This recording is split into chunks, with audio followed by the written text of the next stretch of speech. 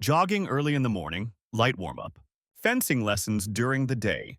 In the evening, deadlift, barbell squat and bench press, 10 reps, 10 sets. After repeating this routine for 14 days, Lee Ho-young decided to quit his job. Someone might ask, has Lee Ho-young gone crazy? Perhaps it would be better if he really went crazy. But no. One day, Lee Ho-young took over the system, and he knew very well that there was very little time left before the end of the world.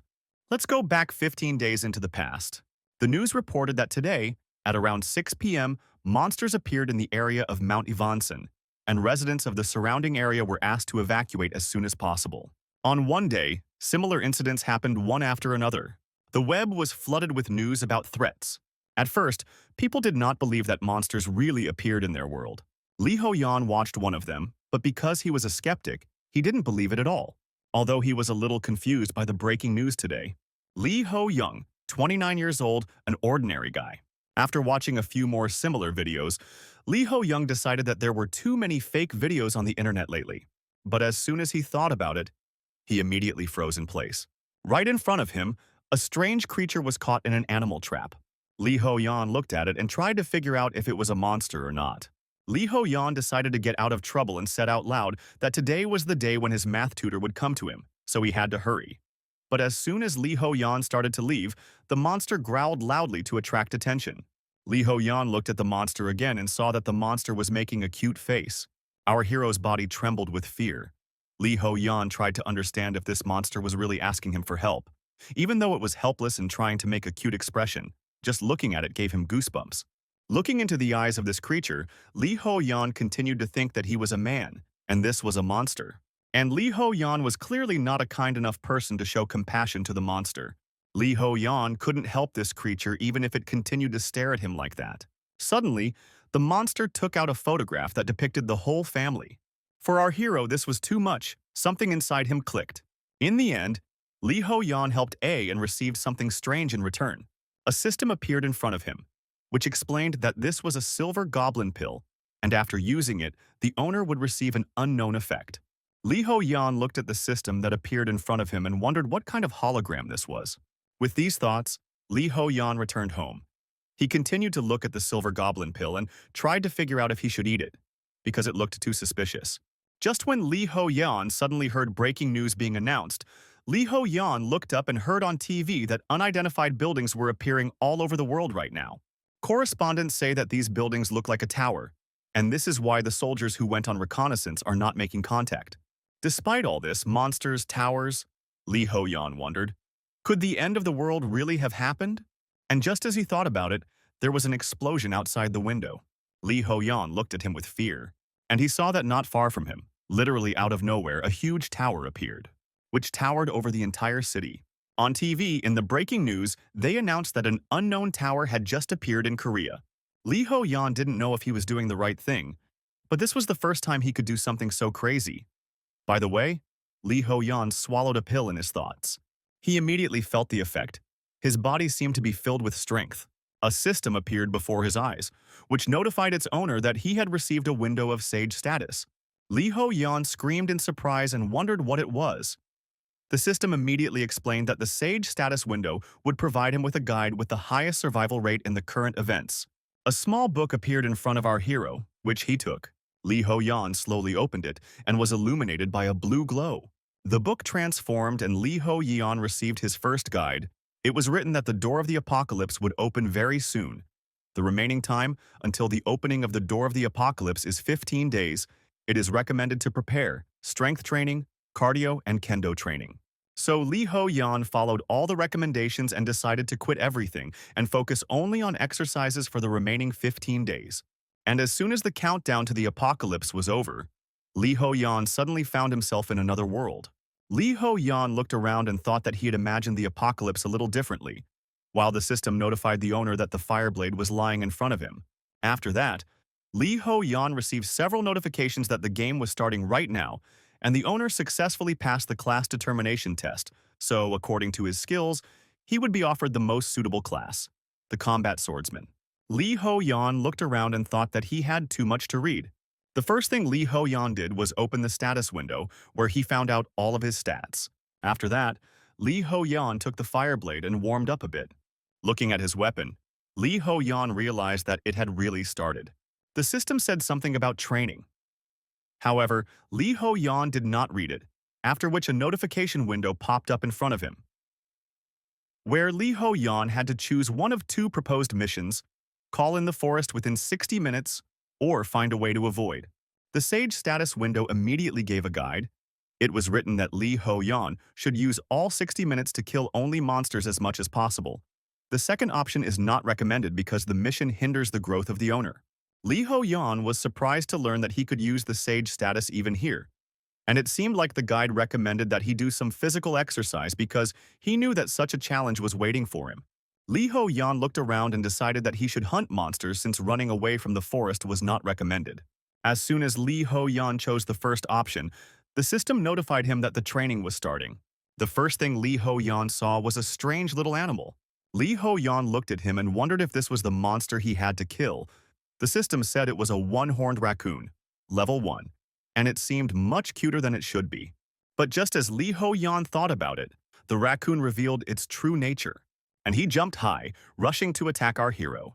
Li Ho-yan raised his blade and swung it several times, after which the system notified the owner that Li Ho-yan had just killed his first monster and gained experience. Li Ho-yan looked at the corpse and was surprised when he realized that the monster had died from one blow of the basic money blade, after which our hero decided that probably during training everything would be quite simple. After checking the status window, Li Ho-yan found that basic blade control consumes 2 units of energy, and he only has 10, meaning he can only use this skill 5 times. This means that Li Ho-yan will be required to level up during the hunt. Li Ho-yan went ahead along the path, killing all the raccoons he could find. After one of them, Li Ho-yan received a notification that he had reached level 2 and his health and energy had been replenished, and the system also explained that every time Li Ho-yan levels up, he would receive points, and he could use the points he received to increase his stats. Li Ho-yan was happy that he was able to level up because he had just run out of energy. Li Ho-yan was counting the notification that he had 2 points available closed when suddenly it collapsed before his eyes. In front of our hero, a notification popped up that the player's level was being adjusted. After the adjustment, Li Ho-yan received a notification that his level was -1, after which the system explained that this was a debuff called the Burden of Knowledge. Since Li Ho-yan had a Sage status window, his level would increase more slowly than other players. Seeing this, Li Ho-yan simply could not believe his eyes. And also, Li Ho-yan understood that now he had a penalty for owning his status, and he simply could not believe that his level had been taken away, and now he would have to go back to the second. Li Ho-yan angrily said that this was just nonsense and brought up the status window. But something strange happened. Even though Li Ho-yan had returned to level 1, he still had 2 points available for leveling up. Li Ho-yan froze in place because if he understood the situation correctly, then it wasn't that bad. With a wide smile, Li Ho-yan realized that perhaps the Sage status window was some kind of powerful bug that gave an advantage. Li Ho-yan charged again and killed several more raccoons. However, the system adjusted its level and returned it to first. As Li Ho-yan thought, he was brought back, but the available upgrade points did not disappear. The higher the level, the more experience is needed to move on to the next one. However, for our hero, it will be easy to simply pump up the characteristics with the help of the bug, and then it will be possible to start increasing the level in the normal way. Li Ho-yan opened the status window and tried to increase his stats. He now had 4 points. For a combat swordsman, the best option is to increase strength and agility, and with the help of strength, our hero's attacks will become stronger, and agility will help him move and react faster. However, right now, our hero needed something else. He pumped up his sensitivity by 4 units. After that, Li Ho-yan rushed into battle, thinking that the raccoon was not a strong enough monster even for training, and Li Ho-yan easily killed him even with his initial stat. And the question here was only how many raccoons he would be able to find in the given time. And honestly, it's become a lot easier after Li Ho-yan increased his sensitivity units. It seems like he can even sense someone's strength with that amount of sensitivity. While Li Ho-yan was thinking about this, he suddenly received a notification from the system. It said that Li Ho-yan had activated a hidden task, and according to it, Li Ho-yan must destroy all the creatures. Li Ho-yan was delighted, but his happiness did not last long, as a second-level alpha raccoon appeared in front of him. And this guy was clearly bigger than the others. He rushed at our hero, but Li Ho Yan managed to dodge at the very last moment. Falling slightly to the ground, Li Ho Yan noticed that this opponent was incredibly fast. And besides, he's something like a rhinoceros. Li Ho Yan, who was still only at level 1, thought that he should calm down, because this monster was different from his smaller comrades. The raccoon charged, but Li Ho Yan also launched his attack and hit the target. And after a few more hits, Li Ho Yan looked at the corpse of the raccoon and thought, "What is this? They should give at least the 7th level." Li Ho Yan meanwhile received a notification that he killed the boss and completed the hidden quest. This is the autograph received gold.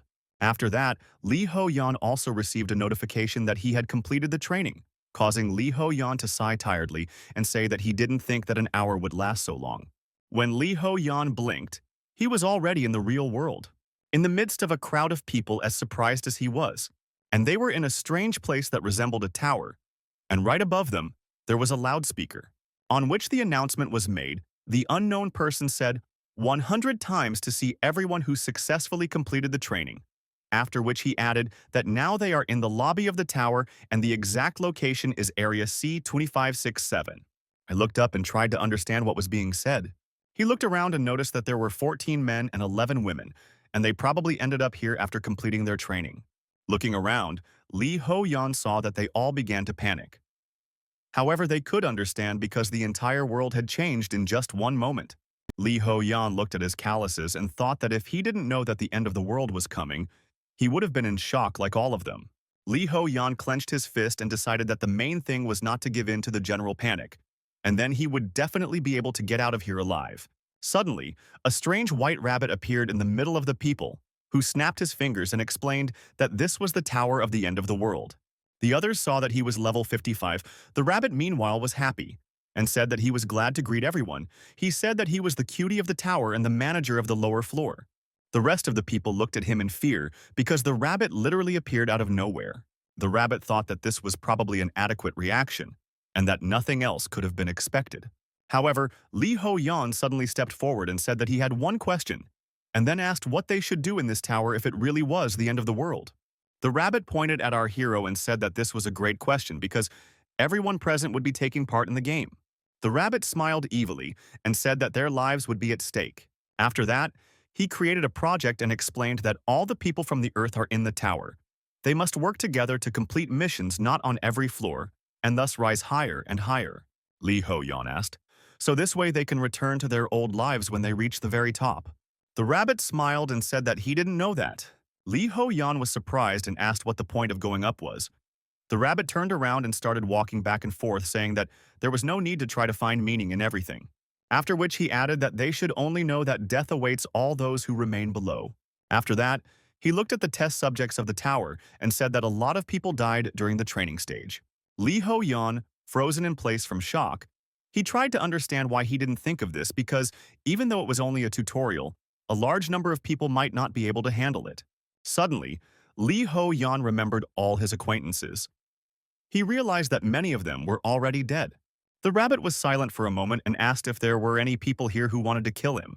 Li Ho Yan looked at him in surprise, and the rabbit said that he needed to die to get home and whoever helped him would receive a special reward. Li Ho Yan looked at it and tried to figure out whether it was a trap or not, because the rabbit didn't look very strong from the outside. However, Li Ho Yan definitely wouldn't be able to defeat someone who was level 55. Li Ho Yan was thinking about stopping and seeing who would dare, when suddenly Li Ho Yan received a notification. It was the Sage status window. It said that Li Ho Yan should help the manager of the lower floor get home. Li Ho Yan read this notification and realized that he could attack this rabbit. Li Ho Yan took a few steps forward, thinking that this guide hadn't advised him anything bad so far. So Li Ho Yan would definitely regret it after doing something so suspicious. Li Ho Yan was trying to figure out whether he should do it or not, when suddenly another man came out and said he would do it. The man took a few steps forward and said that if this rabbit wanted to die so much, he would help him. The man laughed and said that he hoped the rabbit wouldn't feel sorry because the man was going to kill him so that he would feel all the pain. But as soon as the man approached, the rabbit hit him sharply, his appearance changed. The rabbit straightened his ears and said that he had accidentally counterattacked.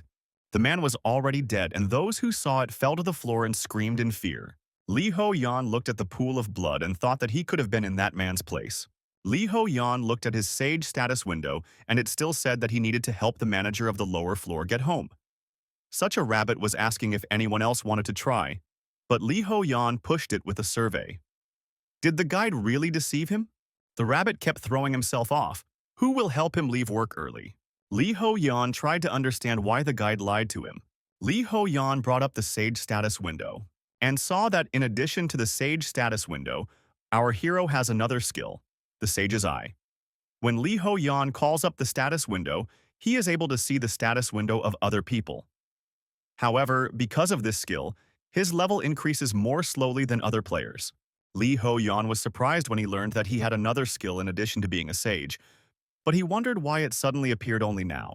Lee Ho-young used his eye on the rabbit, after which he smiled. Lee Ho-yan understood what was going on. Lee Ho-yan raised his hand and said with a smile that he was willing to do it. The rabbit looked at him and thoughtfully said that he was surprised that after the test, Lee Ho-yan was only level 1. Lee Ho-young said that he hoped that his level didn't matter. If it was a good deed, the rabbit smiled evilly and said that Lee Ho-young was right. Lee Ho-yan had already taken up the blade. However, one of the girls asked him not to do this because it was too dangerous and one man had already died. Lee Ho-yan looked at her and said that everything was fine and that he already had a plan. As soon as Lee Ho-yan swung his blade, the rabbit transformed again and prepared to strike our hero. However, Lee Ho-yan didn't even try to dodge because he noticed something strange in this rabbit's words. Lee Ho-yan was sure that there were 25 people in this space, but the rabbit said 24. Could it really be just a mistake? No, it's the horror of meeting a monster at level 55 and the fear that it could kill them. All of this was intentional. The reason the rabbit said he had the wrong number is different. Meanwhile, the rabbit had already attacked our hero. However, he was surprised when Lee Ho-yan didn't even move. Lee Ho-yan ignored the blow and cut the rabbit's body into 2 pieces. And all because there were originally 24 people in this room, and the dead man was a hologram made by a rabbit. The rabbit said that he was amazed and failed our hero. Lee Ho-yan, meanwhile, looked at his status, and it was clear that it was just a hologram that would disappear when damage was dealt. The disappearing rabbit said that for those who are brave, all chances will always be in their favor. After the rabbit disappeared, a strange little ball appeared in its place. It contained 1 attribute point. Lee Ho-young slowly picked up the ball, and one of the men asked how Lee Ho-young knew about it. Lee Ho-yan looked back and said that by coincidence he saw blood go through the girl. Her face and clothes should have been covered in blood due to the closeness. However, she was completely clean. And that was when Lee Ho-yan decided that it was all an act. Lee Ho-yan decided not to tell them about his sage eye and made up an excuse on the spot. However, another man appeared in front of him and said that Lee Ho-yan was wrong to think like that. His name was Kim, and he was already level 4. He was shouting that in any case our hero was just lucky, and if others had noticed this, they would have immediately intervened. Lee Ho-yan looked at him and asked what he was talking about. The man noted that Lee Ho-yan was still level 1 even after they had completed training, which meant he was either a damn slad or couldn't do anything and just ran away. The man looked at our hero and said that he would die quickly, so for the sake of all mankind, Lee Ho-yan should give up this award. Lee Ho-yan encountered such arrogance for the first time and was surprised. Is this guy really serious about this? Right after that, Lee Ho-yan crushed the ball with the attribute point and said that giving in is not his hobby. The man immediately came close to our hero and said that for cannon fodder, Lee Ho-yan looks pretty greedy. Lee Ho-yan looked him straight in the eyes and thought that from experience, it could be said that the wisest thing was to avoid people like this big guy. However, the question remained as to how long Lee Ho-yan could continue like this. After that, the system announced that the gold distribution will begin now. Everyone looked up in surprise as they were told that the heroes would be able to use gold in the shop, and that additional gold would be given out depending on the number of monsters they had killed in the tutorial. It was also announced that in this zone the player has the largest amount of starting gold, 7,400 coins. The rest had about 1,000, and they were shouting that if they had known it would be like this, it would have ended better. Someone even said that he didn't know who took first place. However, this guy is clearly great. However, Lee Ho-yan knew very well that the first place was taken by O. And of course, he does not plan to disclose this information because one guy is already jealous of only one characteristic point. After that, a store opened in front of our hero, and he thought that there are 3 main things that can be done with gold: buying items, increasing the level of skills and increasing your characteristics. Lee Ho-yan opened his status window and raised all his stats to 20. He had 4,000 coins left, and one of the big guys was angry because the skill level increase was so high. Lee Ho-yan, meanwhile, raised the level of basic fencing and spent another 1,500. After this, Lee Ho-yan decided that he could not continue wearing his everyday uniform and spent another 100 coins to change his clothes. After that, a girl came up to our hero and apologized for bothering him. Lee Ho-yan looked at her and asked what happened, to which she replied that she needed color. Lee Ho-yan asked why she decided to ask the first level for advice. The girl replied with a smile that, despite the fact that he was only level 1, she was very impressed by his bravery. Lee Ho-yan meanwhile checked her status window and saw that she was a healer and had the skill Healing Hand. Lee Ho-yan saw how much gold she had with the help of the Sage's Eye, but he still decided to ask how much she had now. The girl immediately answered that she had 800, and our guy realized that she was quite honest. However, he also realized that he definitely needed to hide the fact that he was using a cheat code. Lee Ho-young came a little closer to her and asked if she liked to play sports, to which she replied that she was not against sports walks, to which Lee Ho-young replied that in that case, it turns out that her endurance indicator is most likely not very good. Lee Ho-yeon explained to her that if I don't have enough stamina, then I should first go into this characteristic because she can't even use items for a long time despite the gold spent. The girl thanked him for such excellent advice. After this, it was announced that the first test would begin in the near future. The system said that participants must create a group of 3 people, and players who are not in the group will be randomly assigned and given 30 minutes to think about it. Lee Ho-yeon thought that he expected there to be a group task. However, they gave it too early. One of the men said that if they could see each other's levels, then it would probably be better to tell everyone what classes they were. Lee Ho-yeon watched all this and thought that, as he had assumed, they began to reveal their classes and create teams with the players they needed. The girl, meanwhile, said that if Lee Ho-yeon wanted, they could team up together. Lee Ho-yeon thought that he had no reason to refuse when the healer asked to take him into the team. However, everyone else did not want to join a team with our hero because he was only level 1. Even though they had a healer, they were all worried about our hero's level. Because of all this, Lee Ho-yeon thought that it was indeed true that a first-level combat swordsman was not very attractive as a party member. But the 4th-level players were very relaxed about this because they had all already created their groups. After 30 minutes, the system said that time is up, and the incomplete groups will be filled randomly. This task on the first floor begins. Lee Ho-yeon and the blonde ended up in a group with a big guy who immediately started whining about how unlucky he was because he ended up in the same group with this worthless guy named Lee Ho-yeon. Lee Ho-yeon looked at him and couldn't understand why this guy was so unpopular. After all, he was already level 4, which made Lee Ho-yeon wonder if he could cooperate. However, Lee Ho-yeon knew that no matter whether it was possible or not, Lee Ho-yeon had to make it possible in order to successfully pass the test. The task they received is that they must destroy the Kobold tribe. They are also subject to a time limit of 12 hours. The big guy stepped forward and said that he would destroy this tribe alone, so he asked the others not to get in his way. Lee Ho-yeon immediately reminded him that this was a team mission. Suddenly the bully got angry. He said that Lee Ho-yeon is a loser who was allowed to advance, so why the hell does he dare to open his mouth? Lee Ho-yeon exhaled heavily and said that in that case he would try to just stand there and do nothing, and see how good that would be. But inside Lee Ho-yeon was thinking that it would be better to listen to him for now. The man said that Lee Ho-yeon was lazy anyway, so it was useless for him to rebel and he only pulled himself together when someone was going to kill him. Lee Ho-yeon thanked him for his concern and stayed here to watch. The blonde in the meantime was trying to understand, will everything be okay in this group? The brute walked forward and tried to understand why there were so many damn beetles here, while Lee Ho-yeon only thought that they should be able to complete this task without any problems. Lee Ho-yeon looked up and thought that there really were a lot of bugs here since they were in the mountains.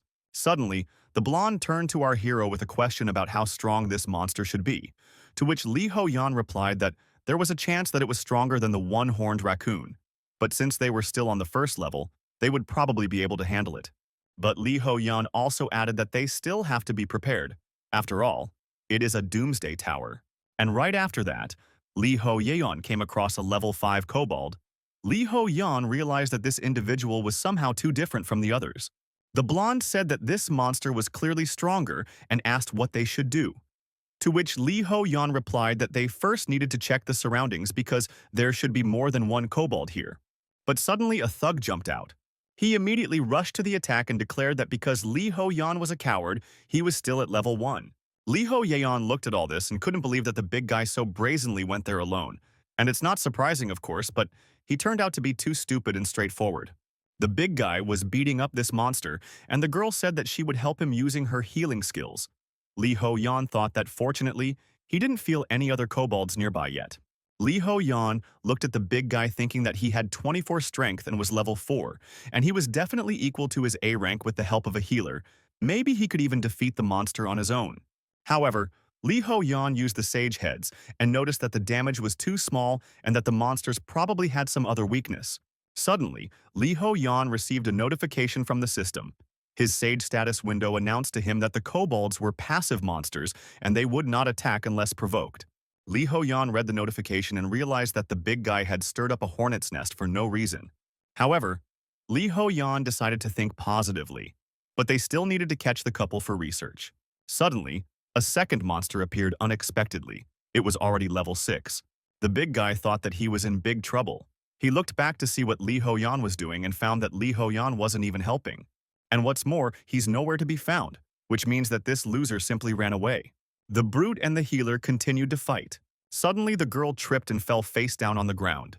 One of the monsters immediately rushed at her in order to kill her. Suddenly, Lee Ho-yan appeared, cutting something strange, causing his blade to become covered in a strange slime. After which, Lee Ho-yan dealt his blow to the monster using a skill, basic blade swordsmanship. Because the sword was covered in some kind of slime, the monster's body changed, after which it suddenly deformed and exploded. Lee Ho-yan landed and received a notification that he had just destroyed a level 6 kobold. The big guy looked at this and couldn't believe it. They really were still Lee Ho-yan. The thing is that Lee Ho-yan noticed something interesting. While the bugs were eating all the fruits, they did not touch any of these strange purple fruits. And then Lee Ho-yan thought that something was wrong with them. The only thing is, it turned out that it was a poisonous apple. And while these were written, these monsters are vulnerable to poison, so it is best to use poisonous attacks against them.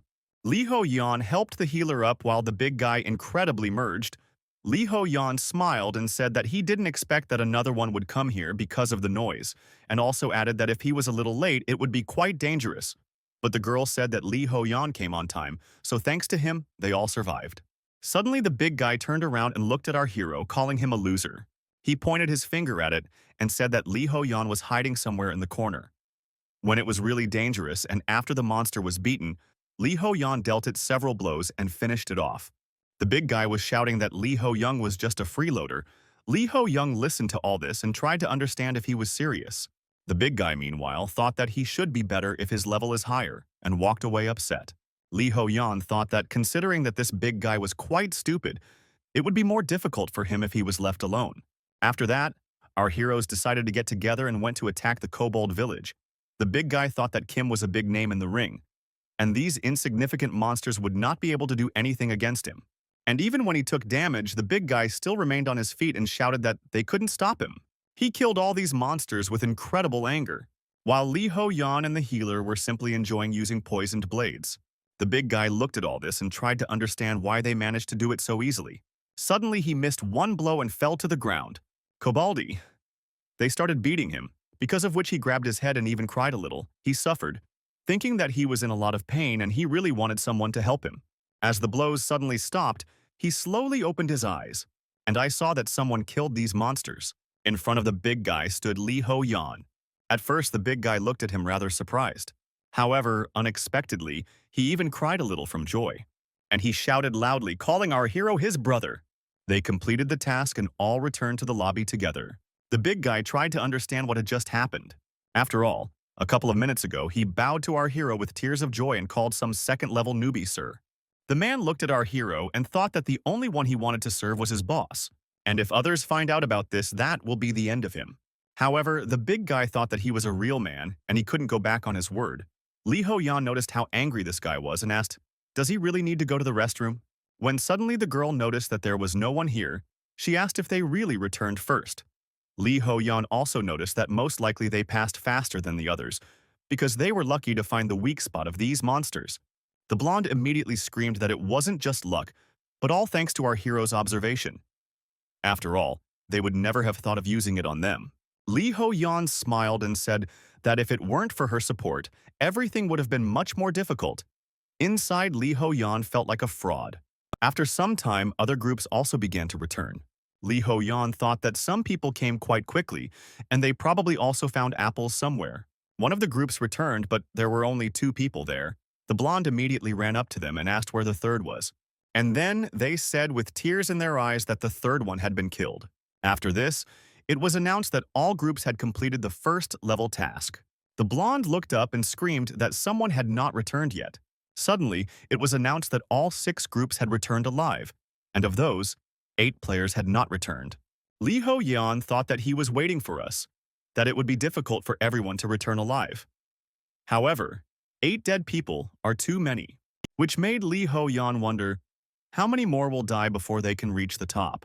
However, right away, they announced that now, the calculation of rewards for completing the first level task will begin, and the groups that did not lose a single player and the group that was the first to complete the task will receive 1,000 gold each. Lee Ho-yeon checked his account and saw that he had received 2,000 for both bonuses, which was a bit less compared to the training. But gold was a kind of insurance for future survival. Lee Ho-yeon looked at his account and thought that he had to save as much as possible in a short time. Some asked which of the participants was first. Lee Ho-yeon looked at them and thought that this time he would have to reveal it, because this side that returned second already knows. Lee Ho-yeon raised his hand and wanted to say something. However, unexpectedly, the big guy shouted loudly that they were the first and also added that it was an obvious result and suggested that they not be upset about it. One of the participants asked if their group really came first, and then the big guy started to mock him and ask if the guy was really mad because they came first. Lee Ho-yeon looked at him with a smile and thought that this guy had probably already forgotten that he had been beaten by these monsters. However, he decided that this was reducing the attention to his person. But some players have already talked about our hero. They discussed the fact that he took first place having flown only 2 levels. And this means that he received 2,000 gold without doing anything. People have already started to think that he was simply dragged forward. And Lee Ho-yeon thought sadly that it seemed he had not been able to avoid unnecessary attention. The blonde wanted to say something, but Lee Ho-yeon grabbed her by the shoulder and stopped her, explaining that these people wouldn't listen to anything anyway, and he had to show them his strength. One of the players clapped his hands and asked everyone to calm down. After all, they should focus on survival. The second guy also shouted that they should not be discouraged and suggested that they get together. All this motivation greatly encouraged the other players who had already begun to believe that they would reach the upper tower. When suddenly a red light came on all around and a warning was announced, Lee Ho-yeon froze in place, and the others also tried to understand why the color of the torch flame changed. Meanwhile, it was announced that due to the fact that the survival rate at the first level of the region is below average, a penalty task is being introduced. Lee Ho-yeon and the others looked up warily, after which everyone was told that the death mission would soon begin, and they would need to choose one candidate. The player who received the most votes would complete the death mission. And if the players don't choose anyone, they will automatically vote for themselves. All the people immediately began to look at each other with distrust and worry that they might be the ones on a deadly mission. The blonde screamed loudly that if they all voted for themselves, then no one would have to carry out the deadly task. However, one of the guys asked what would happen if they all ended up having to complete this task. Several minutes had already passed, and they had little time left due to their nerves becoming frayed. As a friend, one of the players pointed to one guy. Everyone looked at our hero, who was only level 2. The guy with the red hair said it was too cruel. But after a few more seconds, he approached our hero and apologized, explaining that they needed to choose one. Lee Ho-yeon looked at him with a smile and said that he expected this given the atmosphere, but it was still a little scary because, in the end, he didn't want to die. These words were very difficult for the red-haired man. The blonde didn't stop and shouted that it was not too late, and they would all vote for themselves.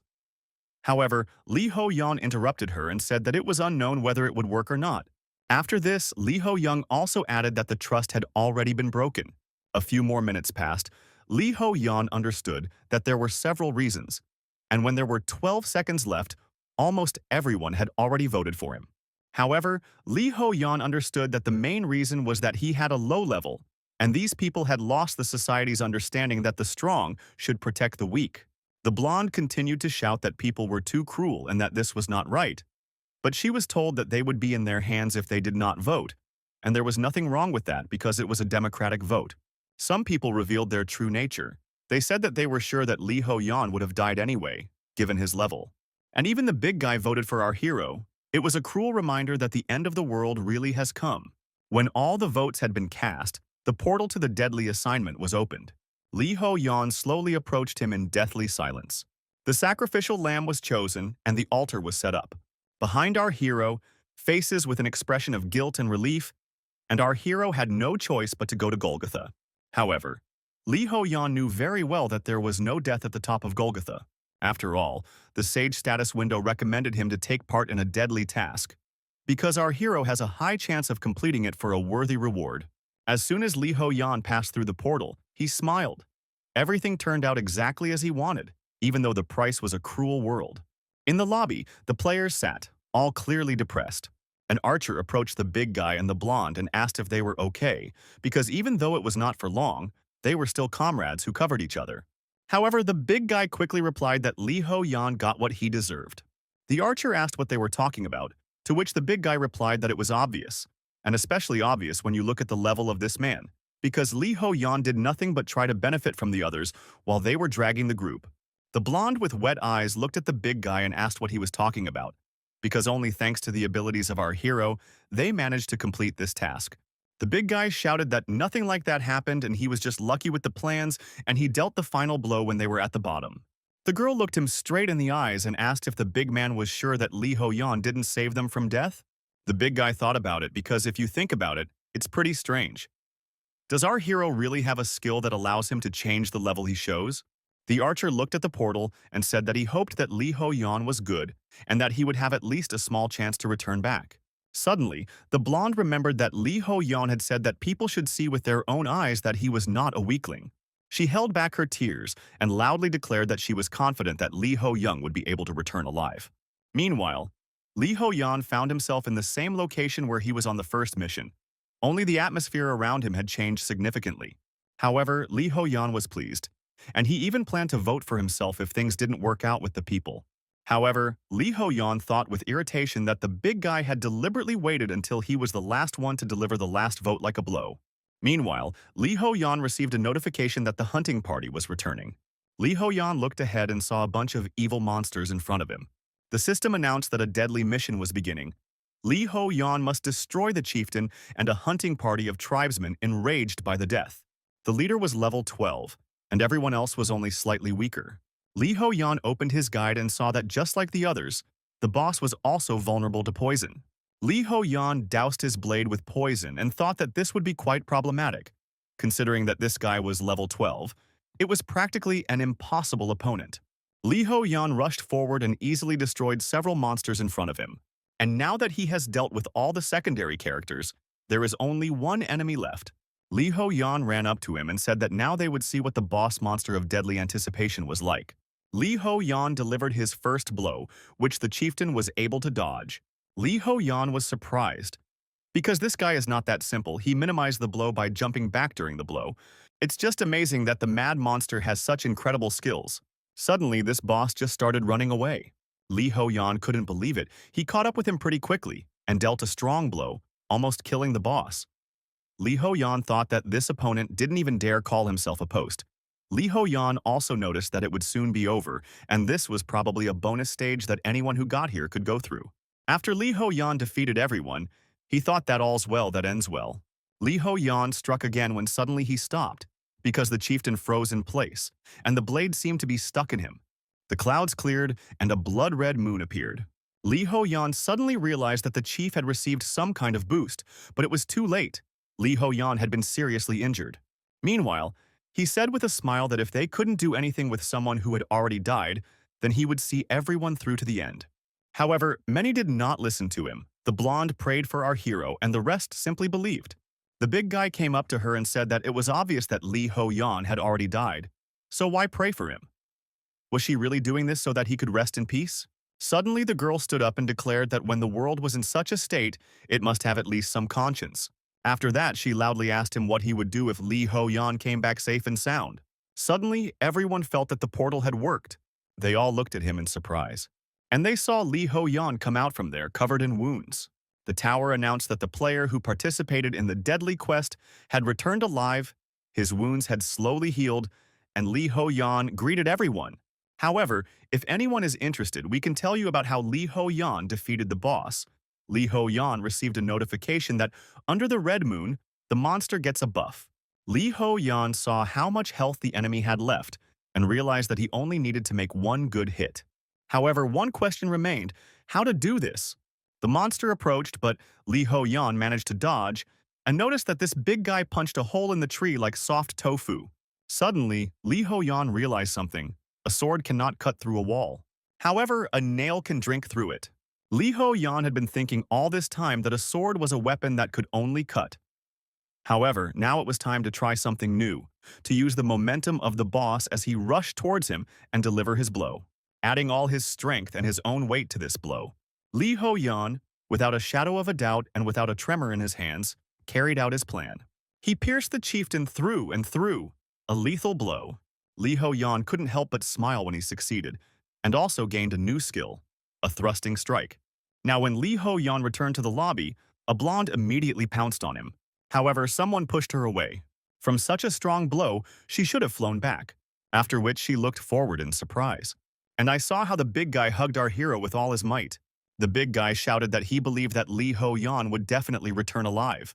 The big guy was screaming about how the insignificant death mission couldn't stop his brother, the strongest in the entire universe, while Li Ho Yan was thinking about how he really wanted to just drink all the shit out of him. Suddenly, the other participants came up and asked our hero if he had really completed the deadly task. They said they were very glad he was okay, but if he had really done the job, he should have gained a lot of experience. However, they see that its level has still not changed. The others began to discuss the fact that Li Ho Yan was still on the second level, and thought about the possibility that Li Ho Yan was just a pawn of the rabbit, a hologram. Li Ho Yan thought that he should have gotten used to this by now. The world wants the weak to remain weak. Once in elementary school, Li Ho Yan won an exam competition. However, the others didn't believe it and said that he must have cheated, because how the hell could a pathetic orphan get top marks if he didn't even study at the academy? All these people, it's as if they can't let the worm wriggle as it wants. And now, Li Ho Yan stood and listened to what was possible. He was just hiding before crawling out like in training. He understood that they just wanted to get rid of him, because he knew it too well. Prejudiced people cannot change their views so easily. Li Ho Yan was thinking that he should do something now, when suddenly one of the players shouted for everyone to shut up. It was the healer. She looked at the others and asked why they still continued to doubt our hero. After all, he had already proven that he had survived the deadly mission. Suddenly, the big guy also joined in and said that she was talking about you. And not only did the players not throw a party in honor of this glorious return, the strongest among them braids, so they even dared to spoil the mood. The guy started flexing his muscles and asking, "Have they really just gone crazy?" Li Ho Yan smiled because it made him feel a little calmer because, anyway, he needed all of you to live in the tower, and if he wanted that, then he had to show them something convincing. Li Ho Yan stepped forward and said that he wanted to show something amazing, and then he took out an indomitable blade. They all saw his characteristics and also saw that there was an attack power plus 15% and started talking about how it was cheating. The archer approached our hero and said that it was amazing that he even saved the poisonous apple in order to use it in the deadly test. Over the mountain, he again said that he was just lucky. The archer meanwhile stated that such an item was much more valuable than a little experience as an aid to their survival. Suddenly, Li Ho Yan changed dramatically. He looked at those around him and asked, "Have they already forgotten that they almost brought him to death?" Everyone else immediately fell silent, when suddenly, the swordsman who was the first to vote against our hero declared that Li Ho Yan was right. He sadly approached our hero and said that he justified it with the thought that nothing could be done about it. But in the end, it was pure selfishness. After all, they all thought that everything would be fine, until they were in our hero's place. And even though they voted because our hero had the lowest level, it was still tantamount to silent expulsion. The man bowed before our hero and stated that they had thrown him into a deadly situation in order to stay alive themselves, for which they were very sorry. After which the guy, with eyes wet with tears, said that he was incredibly glad that Li Ho Yan was able to return from there alive. However, one of the girls said that someone had to go anyway, and Li Ho Yan even came back with a rare item, so everything should be fine. The swordsman looked at her and asked what she was even talking about. He asked her directly if she didn't feel a drop of guilt, to which she replied that it was not for him to talk about it. After all, he voted for him before anyone else. Unexpectedly, Lee Ho-yeon said that he brought this up not to discipline them, but to prevent it from happening again. He looked at the other participants and stated that they should have realized this during the vote for the deadly task. The tower is trying to divide them. It provokes mistrust between the players, wants to start conflicts, and probably takes pleasure in sending them on the path to death. Lee Ho-yeon stated that the only reason he believes that his return alive from the death mission is a possibility is because he has already proven that their actions may conflict with the tower's intentions. One of the players looked at our hero and asked if he already even had a plan for the future. Lee Ho-yeon simply replied that he would look for ways to help most people survive and continue climbing the tower. They would climb higher and higher, and when they one day reach the very end, they would be able to return to their previous lives. After this motivational speech, everyone else's spirits were lifted. The healer approached our hero and stated that in order to do this, they must all unite and act together. The swordsman looked at our hero and literally glowed with happiness because such a generous person exists in the world, and they should not judge him by such a trifle as his level. Suddenly, the rabbit appeared and said that, unfortunately, the next task was a little contrary to their ideas, after which he announced with a smile that the next task was a survival game. Lee Ho-yeon looked at the rabbit with fear, and the rabbit, noticing this look, said that Lee Ho-yeon was smart after all, because he understood everything correctly. The rabbit, with a demonic smile, stated that the next quest would be among 15 players in this location, Battle Royale. After that, he said with a smile that, since this is a low level, this is just light entertainment for everyone. So it is better not to be discouraged, and now he will explain all the rules. In this task, there will be 16 players and 16 doubles, so there will be 32 people in total. And the conditions for passing are that they must kill all the doubles. And the doubles will not only have the same indicators but also the same memories, so it will be quite difficult. And finally, the most important rule: the player who kills the double does not receive any reward. But if the player kills the player, he will be able to get stat points and gold. The rabbit smiled and said that in other words, such a mission could be an opportunity for them to break through. After that, he snapped his fingers and declared that there was one more rule left. For every 30 minutes during which no murders were committed, everyone would be immediately called to the lobby and face a huge disaster. Immediately after this click, a portal opened in front of them, from which emerged the paw of a huge monster. Lee Ho-yeon looked at him, but he couldn't even recognize his level when he was so strong. Lee Ho-yeon looked at all this and wondered, did the rabbit really expect them to be able to handle this monster? Lee Ho-yeon looked at the huge monster, thinking that this was literally a disaster. The others also shouted that they were able to easily pass the first floor. However, to cope with this seems like something impossible. The monster attacked one of the players, but Lee Ho-yeon managed to save him. Lee Ho-yeon shouted that the second floor mission hadn't even started and they were already trying to kill someone. Suddenly, Lee Ho-yeon realized that the rabbit was trying to convince them of his seriousness. This means that it is just a demonstration and in reality no one is hurting them. But just as Lee Ho-yeon thought about this, that monster attacked several more players. The archer and the big guy tried to do something against it. However, they did not cause any damage to the monster, which made Lee Ho-yeon realize that this wasn't a show and they were really going to be killed. The healer, meanwhile, used her skills to help those around her. However, she noticed that her energy was running out. Lee Ho-yeon realized that the fact that there were no casualties yet was just a matter of time. The monster prepared to attack again, and Lee Ho-yeon realized that if he didn't stop it, they would all die here. He combined the thrust and his new weapon, then charged into the attack, charged with energy. He delivered his blow, after which the monster's hand seemed to evaporate. Lee Ho-yeon and everyone else just couldn't believe it. However, the other participants immediately raised their hands and rejoiced. They started shouting our hero's name and saying that he was a real hero, while Lee Ho-yeon tried to understand if it was really that easy. Suddenly, Lee Ho-yeon noticed that something had happened. He opened the system window and received a notification that the owner had used too much power, exceeding his limit, so the state of powerlessness would last for 3 minutes. As soon as Lee Ho-yeon read this, he lost consciousness and fell to the ground. After 3 minutes, Lee Ho-yeon regained consciousness. He was surrounded by players who said they were incredibly touched by his heroism. The swordsman, with tears in his eyes, said that he could not believe that with such power, Lee Ho-yeon was besides the people all this time. Lee Ho-yeon slowly stood up and asked what happened to that huge monster. A rabbit immediately appeared, snapped his fingers and declared that he had sent him back, since it was just a simple demonstration. However, the rabbit said that it was quite boring. After all, they almost died, but the atmosphere remained surprisingly quite warm.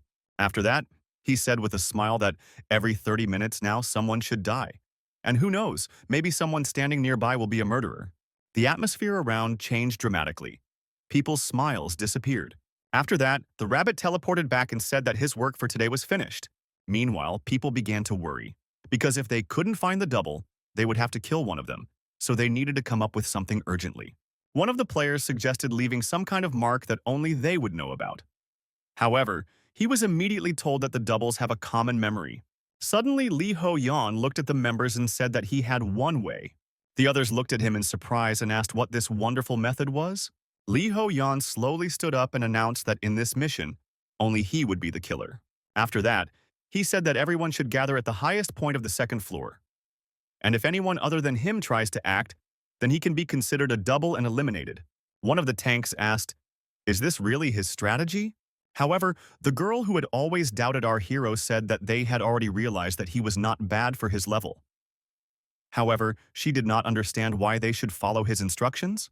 Lee Ho-yeon reminded them that Rabbit told them that if you kill the double, no one will get anything, but if you kill the player, you can get stat points and gold. And despite the fact that they say that this is a battle with doubles, the tower is clearly pushing them to kill each other. Lee Ho-yeon looked at everyone and declared that he would no longer play by the rules of the tower, so he believed that this method was the best. Suddenly, the archer raised his hand and stated that this would definitely help them reduce the overall damage, so he agreed. After that, he looked into our hero's eyes and said that it was certain that Lee Ho-yeon had a way of identifying the double if he was going to take everything upon himself. After that, they all teleported to the second location. The big guy was alone, and he thought that gathering at the highest point and doing nothing, even if it was our hero's request, was somehow too much. Unexpectedly, he met our hero. The man immediately began to smile and say that he was very glad that Lee Ho-yeon was in front of him, after which Lee Ho-yeon killed him instantly. After that, Lee Ho-yeon received a message from the guide, which said that Lee Ho-yeon became the first to reach a certain level of sensitivity, and as a reward receives the skill Absolute Sense. This skill will help identify doubles. Lee Ho-yeon thought that he was confident that he could distinguish between doubles, but in his heart he was afraid, so it's good that everything ended well. However, he spent an incredible amount of gold, but it was worth it. Lee Ho-yeon spent a lot of money and raised his sensitivity to the 50 mark, receiving the skill of Absolute Sense of the 5th. All of his 5 senses were now developed to the limit. Finding and determining creatures in a certain radius was also his ability. Half of the gold went into this, and our hero had the feeling that he had set the filter to a higher level. This is how Lee Ho-yeon easily saw through the first double. Lee Ho-yeon thought that he realized that it was a double, even though the guy pretended to be real until the very end. After that, he looked at the mountain and thought that in any case his method worked. The main thing is that you all followed his instructions.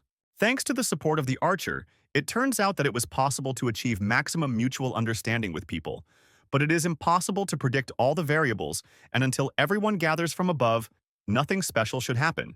Suddenly, everyone received a notification that a player had just been killed. Lee Ho-yeon couldn't believe that the player had just died. This means only one thing. Either one of the doubles or one of the players has started to act. Nothing was clear, so Lee Ho-yeon rushed forward as fast as he could to find the one who had just killed the player. While Lee Ho-yeon was dealing with another doppelganger, another player was killed, and now there are only 28 players left.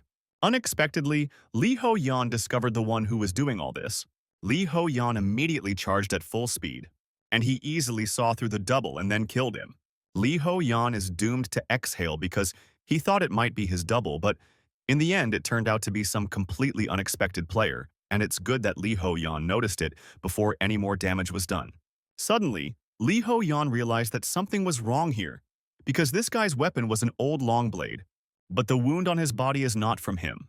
Lee Ho-yeon looked ahead and saw an archer. Lee Ho-yeon analyzed everything with his intuition, and I noticed that this guy was wounded by someone. Lee Ho-yeon came out of the tree and asked if everything was okay.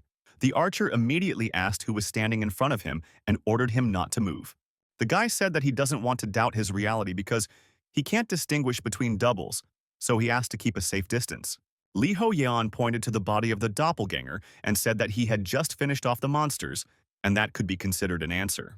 The archer smiled and said that perhaps this could indeed be considered proof. After this, he asked to beware of the archer's double and immediately received another arrow. Lee Ho-yan immediately rushed to the player to help him. He lifted him onto his body and dragged him somewhere. Together they met a healer who asked for help in order to cure this guy. There was another swordsman with her, however. Lee Ho-yan quickly said that they were doubles and therefore could not be trusted. As soon as they heard this, their gaze changed and they rushed to attack. Lee Ho-yan encountered the swordsman, and the archer tried to deal with the healer. Suddenly, Lee Ho-yan wondered, why did these doubles appear with such confidence, especially the blonde double, since she knows about his strength better than anyone. Lee Ho-yan dodged just in case, and it turned out to be the right decision because they rushed towards him. Despite this, Lee Ho-yan was able to roll away from all the attacks. But at the very last moment, he noticed that the arrow was approaching him. Lee Ho-yan managed to tilt his head slightly and was left with only a slight scratch. The archer meanwhile said that he hoped it would be checkmate. The archer tried to hide his maniacal smile as he asked our hero what he was feeling now: disappointment, anger, or betrayal. Lee Ho-yan smiled slightly and said that he had always expected the archer to show his true colors. But in reality, he turned out to be even smarter than expected. The archer looked at our hero in surprise and asked, did he really know that he would be stabbed in the back? Lee Ho-yan wiped the blood off his face and said with a smile that he could see the statuses of other players, adding that he had noticed how Archer's stats had increased recently. The archer thought for a bit and said that each time Lee Ho-yan became more and more interesting. Lee Ho-yan asked him to shut up and asked why he was doing all this. Did he really need the golden stats that badly? Lee Ho-yan slowly raised his blade and asked, is this really what it's all about? Killing other players? The archer shouted that he was very glad that he lived in a wonderful world where killing A was encouraged, immediately after which he released our hero's arrow. Lee Ho-yan thought that maybe this guy had no choice, but in reality, he was just a crazy maniac. Lee Ho-yan dodged one shot and rushed forward towards his opponents. The archer shot at him, but Lee Ho-yan cut the arrow and suddenly discovered that there was another arrow right behind it, from which Lee Ho-yan was able to return in the air. Lee Ho-yan looked at this guy, thinking that he still hadn't shown all of his skills. Meanwhile, doubles began to approach him. It was a combination of the best swordsman and healer, which was quite dangerous. After all, their team also has an archer, and this is just the perfect lineup. Finding himself surrounded, Lee Ho-yan looked at the archer and said that he did not know how he managed to persuade the doubles. However, the guy did a very good job. The archer said with a smile that in order to catch a big fish, you need to be organized. After which he added that he thought that this time it would be easy to go with our hero. But it turned out that Lee Ho-yan is very persistent.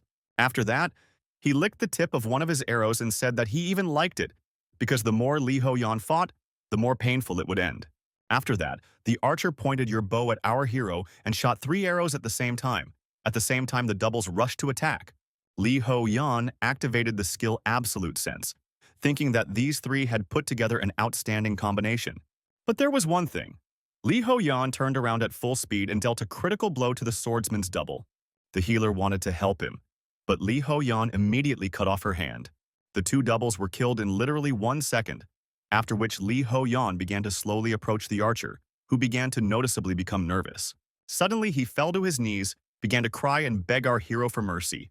Tears fell to the ground as he spoke of losing his mind for a moment. The men apologized and said that when he saw our hero's abilities, he became worried and crossed a line that he should not have crossed. And as soon as Lee Ho-yan came quite close, he immediately grabbed his arrow and tried to attack him. However, Lee Ho-yan cut off half of his body without a doubt. Lee Ho-yan thought sadly that he had to kill a real person after all. Immediately after this, Lee Ho-yan received a notification from the system. It said that the owner had opened the path of the flesh. Having committed a murder, he received the opportunity to follow this path. The aura around him changed and something started to approach. Lee Ho-yan tried to fight it off, after which I received a notification from the system that if Lee Ho-yan accepts this path, he will receive buffs on characteristics and support for doubles. Another announcement stated that by becoming an assassin, Lee Ho-yan would gain a huge advantage. A few minutes later, a girl appeared in front of him from the Red A and asked if Lee Ho-yan was ready to accept this challenge. After reading all this, Lee Ho-yan finally understood why the archer could control the doubles. System, meanwhile, it seemed that Lee Ho-yan would receive, if he becomes an assassin, legendary level armor, access to legendary skills, a significant increase in stats, and exclusive talents. Li Ho-yan looked at all this and thought that this was simply an incredible advantage. He thought that even though he was nervous about killing the doppelgangers, he knew that they were not human, so he did it without hesitation. Li Ho-yan looked at the archers' corpses, thinking that from now on, he would have to deal with players more often, because among them there would be those who would follow the path of the killer. Li Ho-yan thought about all this as he slowly approached the personification of the path of the flesh. But at the very last moment, Li Ho-young loudly declared that he refused. Li Ho-young didn't intend to become a crazy psychopath. And after some time, Li Ho-yan reached the top of the mountain where the others had gathered. He approached them with the words that perhaps his offer was difficult to accept, but he thanked them for trusting him. Several identical guys asked what they should do now. Did Li Ho-yan really learn to distinguish between doubles? Li Ho-yan looked at everyone and said that everything was so, after which he added that first of all, they all followed his instructions well. Suddenly, another Li Ho-yan appeared. Everyone else looked at this with bewilderment and tried to figure out which of them to believe. Li Ho-yan looked at himself, thinking that they were in trouble, and that was why he wanted to take care of his double in advance. But the plan was foiled by the archers. And now, this is a game between doubles in which the loser will lose everything. One player shouted that they don't know which one of them is real, and asked for help, because Li Ho-yan promised that he would take care of the doubles. At the moment, there are only 8 players left. And if Li Ho-yan reveals the 5 doubles he has already dealt with, then the identities of the players will naturally be established. In other words, proof of this fact proves that Li Ho-yan is a real player. Li Ho-yan walked up close to his double and said all the names of the doubles. However, the double also did this, but said some other names. After this, the double looked at the other people and asked them to think about it carefully. He stated that some of them were in the same group with him during the mission on the first floor. Therefore, they developed quite a trusting relationship, but of all the people, he managed to find and kill these doubles first. The double raised his finger and asked, "How likely is it for this to happen?" Li Ho-yan looked at him, thinking that this guy had taken the initiative. The players started discussing that maybe this guy is trying to take advantage of this situation and it's somehow too obvious. But the healer replied that there is no guarantee that this is impossible. The double pointed at the student and said that if what Li Ho-yan said was true, then this guy was a double, which meant that he himself killed the real archer. And the archer is a high-level member of their zone and a practical leader who encouraged them during difficult times. So it's just impossible to believe that this guy could die. The double looked at our real hero and said that his impatience to portray a reliable ally helped them to reveal his true nature.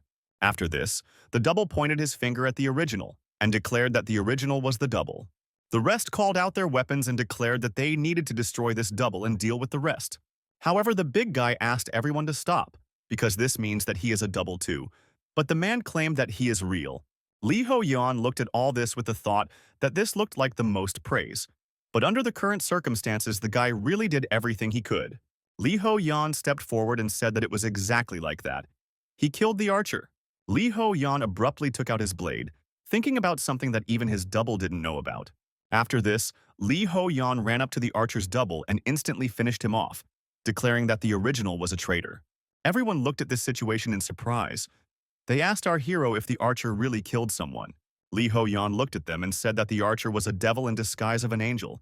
He hid his essence well and waited for the right moment. One of the women, meanwhile, was incredibly angry that Li Ho-yan dared to insult her beloved. Because of this, she took out her blade and rushed to attack. Suddenly, someone shot her in the back.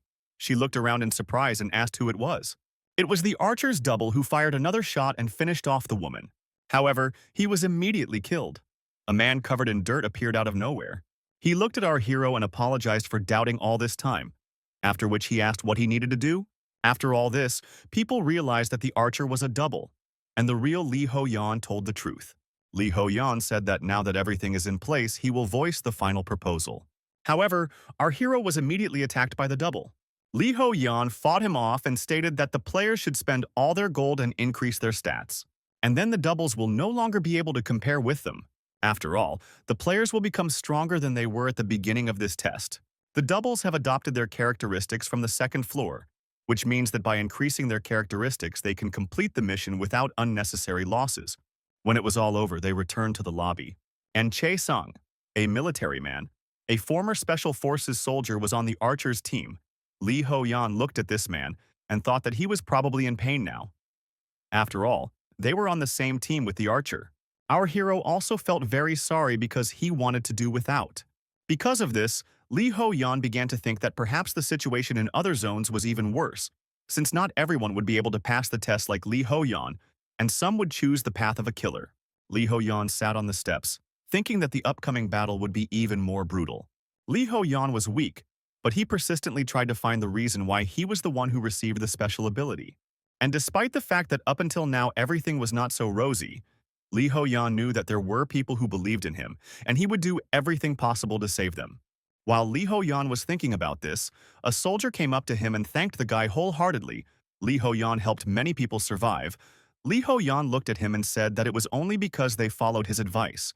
The soldier said that despite his second level, Lee Ho-yan did more than all the others combined, and that he must have been given some ability, and for that, his level was limited. Lee Ho-yan was surprised because this guy's caution and prudence are impressive, and in the future he can become a reliable support. Unexpectedly, the soldier bowed and said that he sincerely asked for forgiveness for doubting our hero. Lee Ho-young said that it was not worth going that far. The big guy laughed and said that these guys lacked intelligence, and they should have immediately sat on our hero's neck as he did. Unexpectedly, the healer said that, in fact, she was the first to notice his extraordinary nature, and the swordsman once again apologized and asked for forgiveness. The soldier slowly stood up and said that perhaps now was not the time to say such things. However, he noted, it was obvious that in the future it would be Lee Ho-young who would lead them forward. Hearing this, Lee Ho-yan looked at all the players who survived with a smile. After some time, the players were told that the calculation of gold based on the results of each participant's work would begin. Mostly people got around 500 gold. But suddenly a big guy appeared and loudly declared that he had received as much as 2,000. Lee Ho-yan thought with a smile that everyone followed his recommendations and received their rewards. After that, he checked his status and saw that he had received 12,500 gold.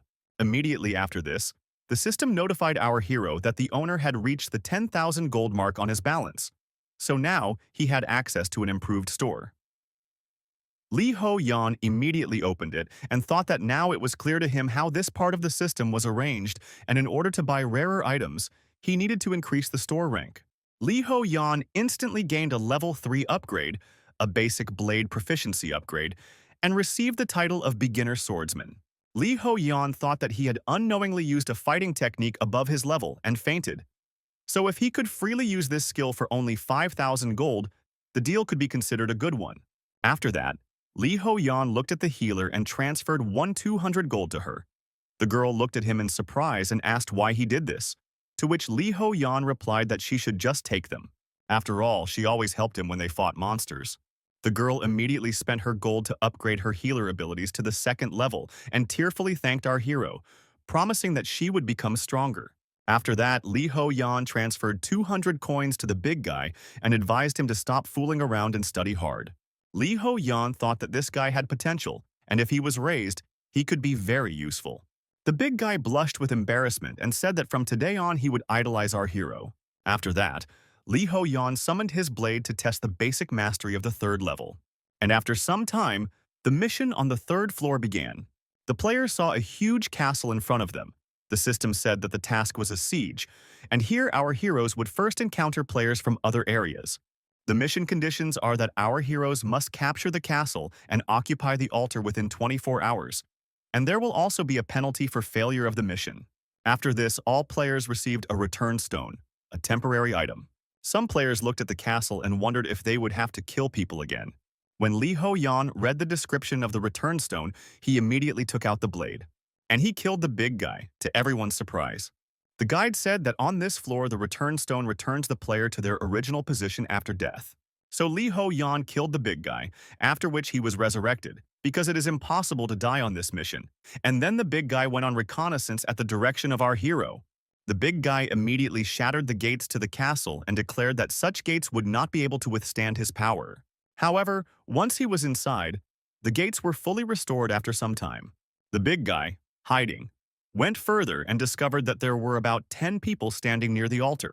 The big guy remembered that they shouldn't kill anyone, otherwise the others would understand how to use the return stone. Suddenly, the big guy was attacked. His vision became clouded and he fell to his knees. after which the woman shot him several times. When the big guy returned with the help of the stone, he told her everything. He explained that she had something like a gun with magic bullets. Lee Ho-yan thought that it was simply unbelievable because it was impossible to own a gun now. Even their military doesn't have firearms. And this can only mean one thing. This woman has entered the path of the flesh and received special equipment. Because of all this, Lee Ho-yan was thinking that this fight would clearly not be easy, when suddenly the healer grabbed him. She turned him towards her and said that Lee Ho-yan shouldn't worry. She said with a smile that she would support any decision he made. When the other players heard this, they also shouted loudly that they supported our hero. Hearing this, Lee Ho-yan took out his blade and thanked the guys for their support, then said that it was time to begin explaining their plan. The woman with the gun, meanwhile, was resting, using her subordinate as a chair. The rest of the players on her team were shaking with fear. Lee Ho-yan went to the castle and used his absolute sense. As the big guy said, there are only 2 of them on the wall. The big guy slowly approached the castle and said that he would give them a good beating. However, the healer added that this should not be done, because then they would understand what the return stone is for. Lee Ho-yan added that they would not be sure and would most likely decide that this was the big guy's ability. Meanwhile, the guards fired several times. The man thought that this was different from what had happened a little earlier. However, Lee Ho-yan jumped up and blocked the arrows. After that, with a few movements, he climbed to the top of the tower, where he instantly destroyed those guards of yours. Lee Ho-yan looked ahead with full confidence and declared that they would only have one chance to take over the altar. The swordsman said that they can't screw up, otherwise the enemies will understand what the return stone is for, so they need to attack with full force. And then all the players rushed inside. But the big guy got shot right in the face again. The gates were meanwhile broken down and everyone received a notification that they could no longer be restored. And the healer used her abilities to restore health too. Meanwhile, the player who was attacked by Lee Ho-yan said that he didn't understand why Lee Ho-yan left them alive. However, with such an attitude, he definitely won't be able to escape. And all because they have her in their squad. Lee Ho-yan used the Sage's Eye and found out that she was level 13, had 16,000 gold, was a level 3 sniper, and had the Assassin's Eye as her ability. Lee Ho-yan couldn't believe that she was level 13, because that only meant that she had carried out a massacre on the 2nd floor. The girl, meanwhile, noticed our hero and fired one shot, hitting the target straight on. Lee Ho-yan immediately took cover and took out the potion he had bought earlier. He was surprised that it hit from such a distance. However, Lee Ho-yan had prepared for this and had previously bought advanced rank leather clothing with a magic defense of 50%. Lee Ho-yan looked at her status windows and realized that one shot consumed 10 energy. And if she used a store of the same class as Lee Ho-yan, then most likely she had not yet acquired energy recovery items. The heroes went down with the thought that she only had the 13th remote control. Meanwhile, the players from his team fell inside. She immediately started shooting at them. A little earlier, the same guy who had just been shot asked how they would get to the altar if they were being shot at all the time. Lee Ho-yan replied that she didn't have enough to kill everyone because these bullets were magical, which meant that ammunition was energy. The guy slowly stood up, wearing leather armor with magical protection on his chest, and the healer instantly used her abilities to restore his body. The assassin continued to fire her weapon to kill, while the healer used her abilities to restore everyone who was injured. When there were a few seconds before they collided directly, Lee Ho-yan thought that this is where the difficulty arises, because in close combat there is a risk of losing several comrades and due to sniper fire, so they need to get to the altar as quickly as possible. Lee Ho-yan fought his way through several people using his skills. Suddenly he noticed a shot right in front of him, but the swordsman saved our hero. But this shot knocked the weapon out of his hands. The assassin was surprised when she noticed that someone was able to react to her shot. The sword didn't want to say anything, but she immediately finished him off. Lee Ho-yan looked around and realized that more and more people were dying. And despite the fact that Lee Ho-yan understood that they could return in any case, the only thing that bothered him was that she was killing people with such a cold-blooded expression on her face. Lee Ho-yan charged forward at full speed, using his skills. Well, after which they finally came face to face. The big man smiled because now that Lee Ho-yan was after the altar, he no longer had to hold back. He began to fight at full strength, and it turned out that he was quite a capable fighter. Meanwhile, Lee Ho-yan stood opposite his opponent. She was surprised. She asked where he got such abilities at only the 2nd level. Lee Ho-yan smiled and asked, "Is it okay for her to be level 13? The altar, meanwhile, was 1/3 full due to Lee Ho-yan being there. He also received a notification that he had to get rid of the player from the enemies at the altar. Lee Ho-yeon read this notification thinking that this was the end, because they only had a little bit left, and in order to completely occupy the altar, 3 more people would be needed. However, Lee Ho-yeon knew that he would first need to deal with this woman. He charged at her head-on, dodging several bullets. But Assassin was able to fight off his blade. She was surprised when she saw that Lee Ho-yeon could closely dodge her path.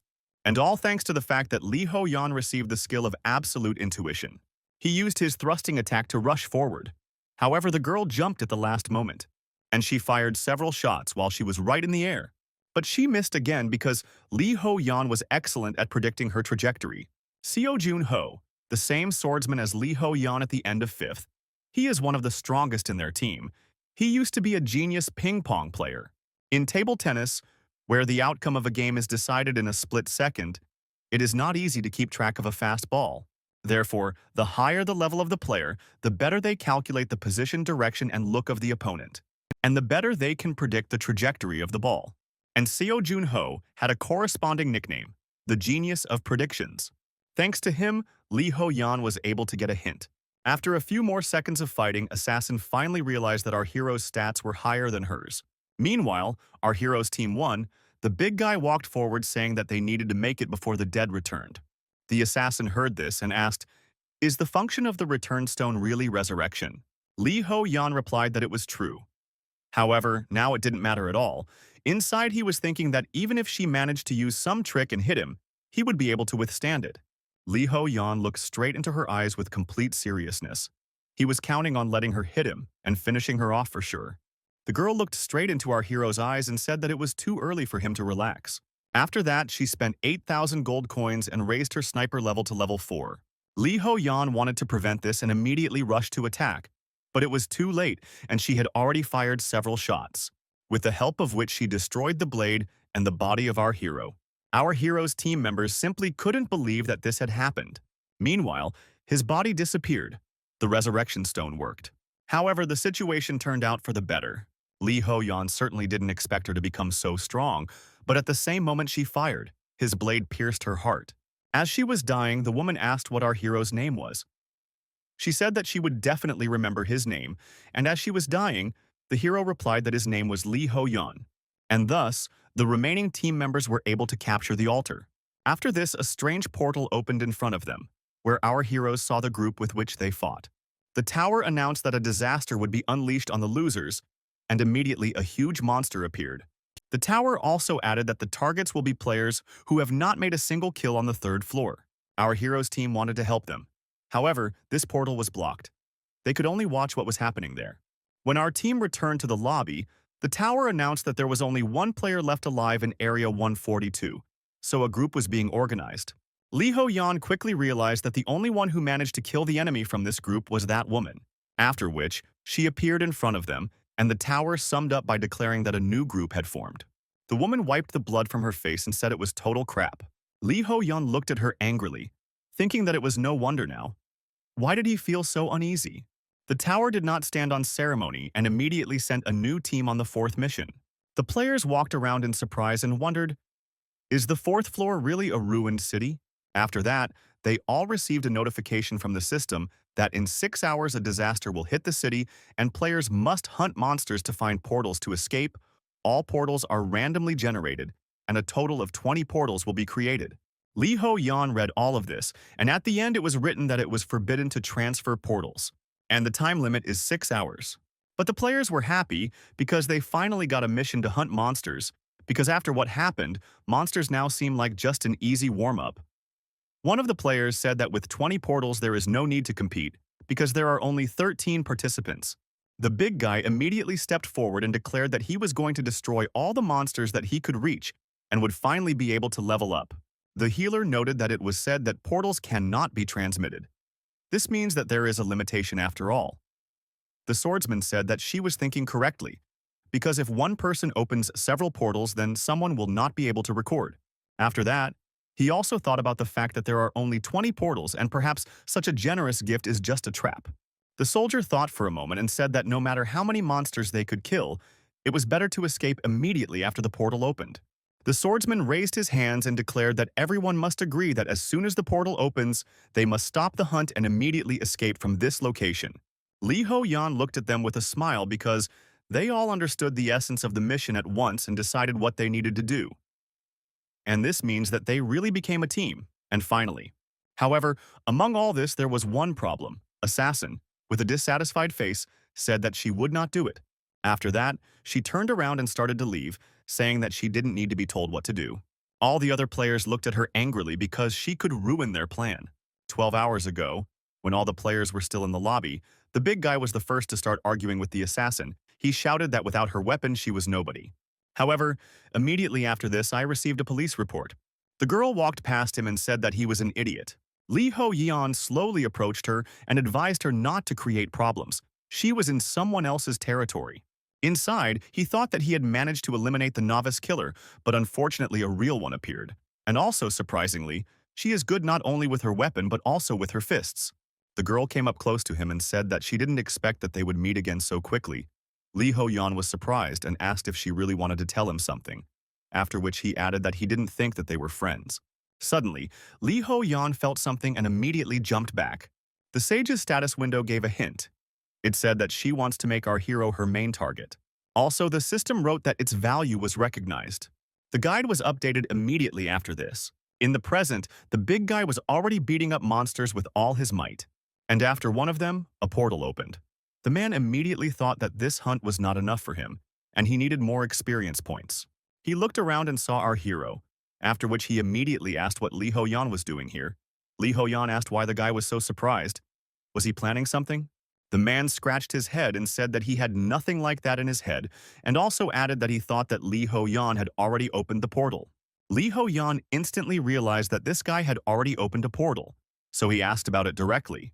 The big guy wanted to answer something, but Li Ho Yan didn't let him do it and kicked him into his portal, after which he thought that this was quite expected from such a guy.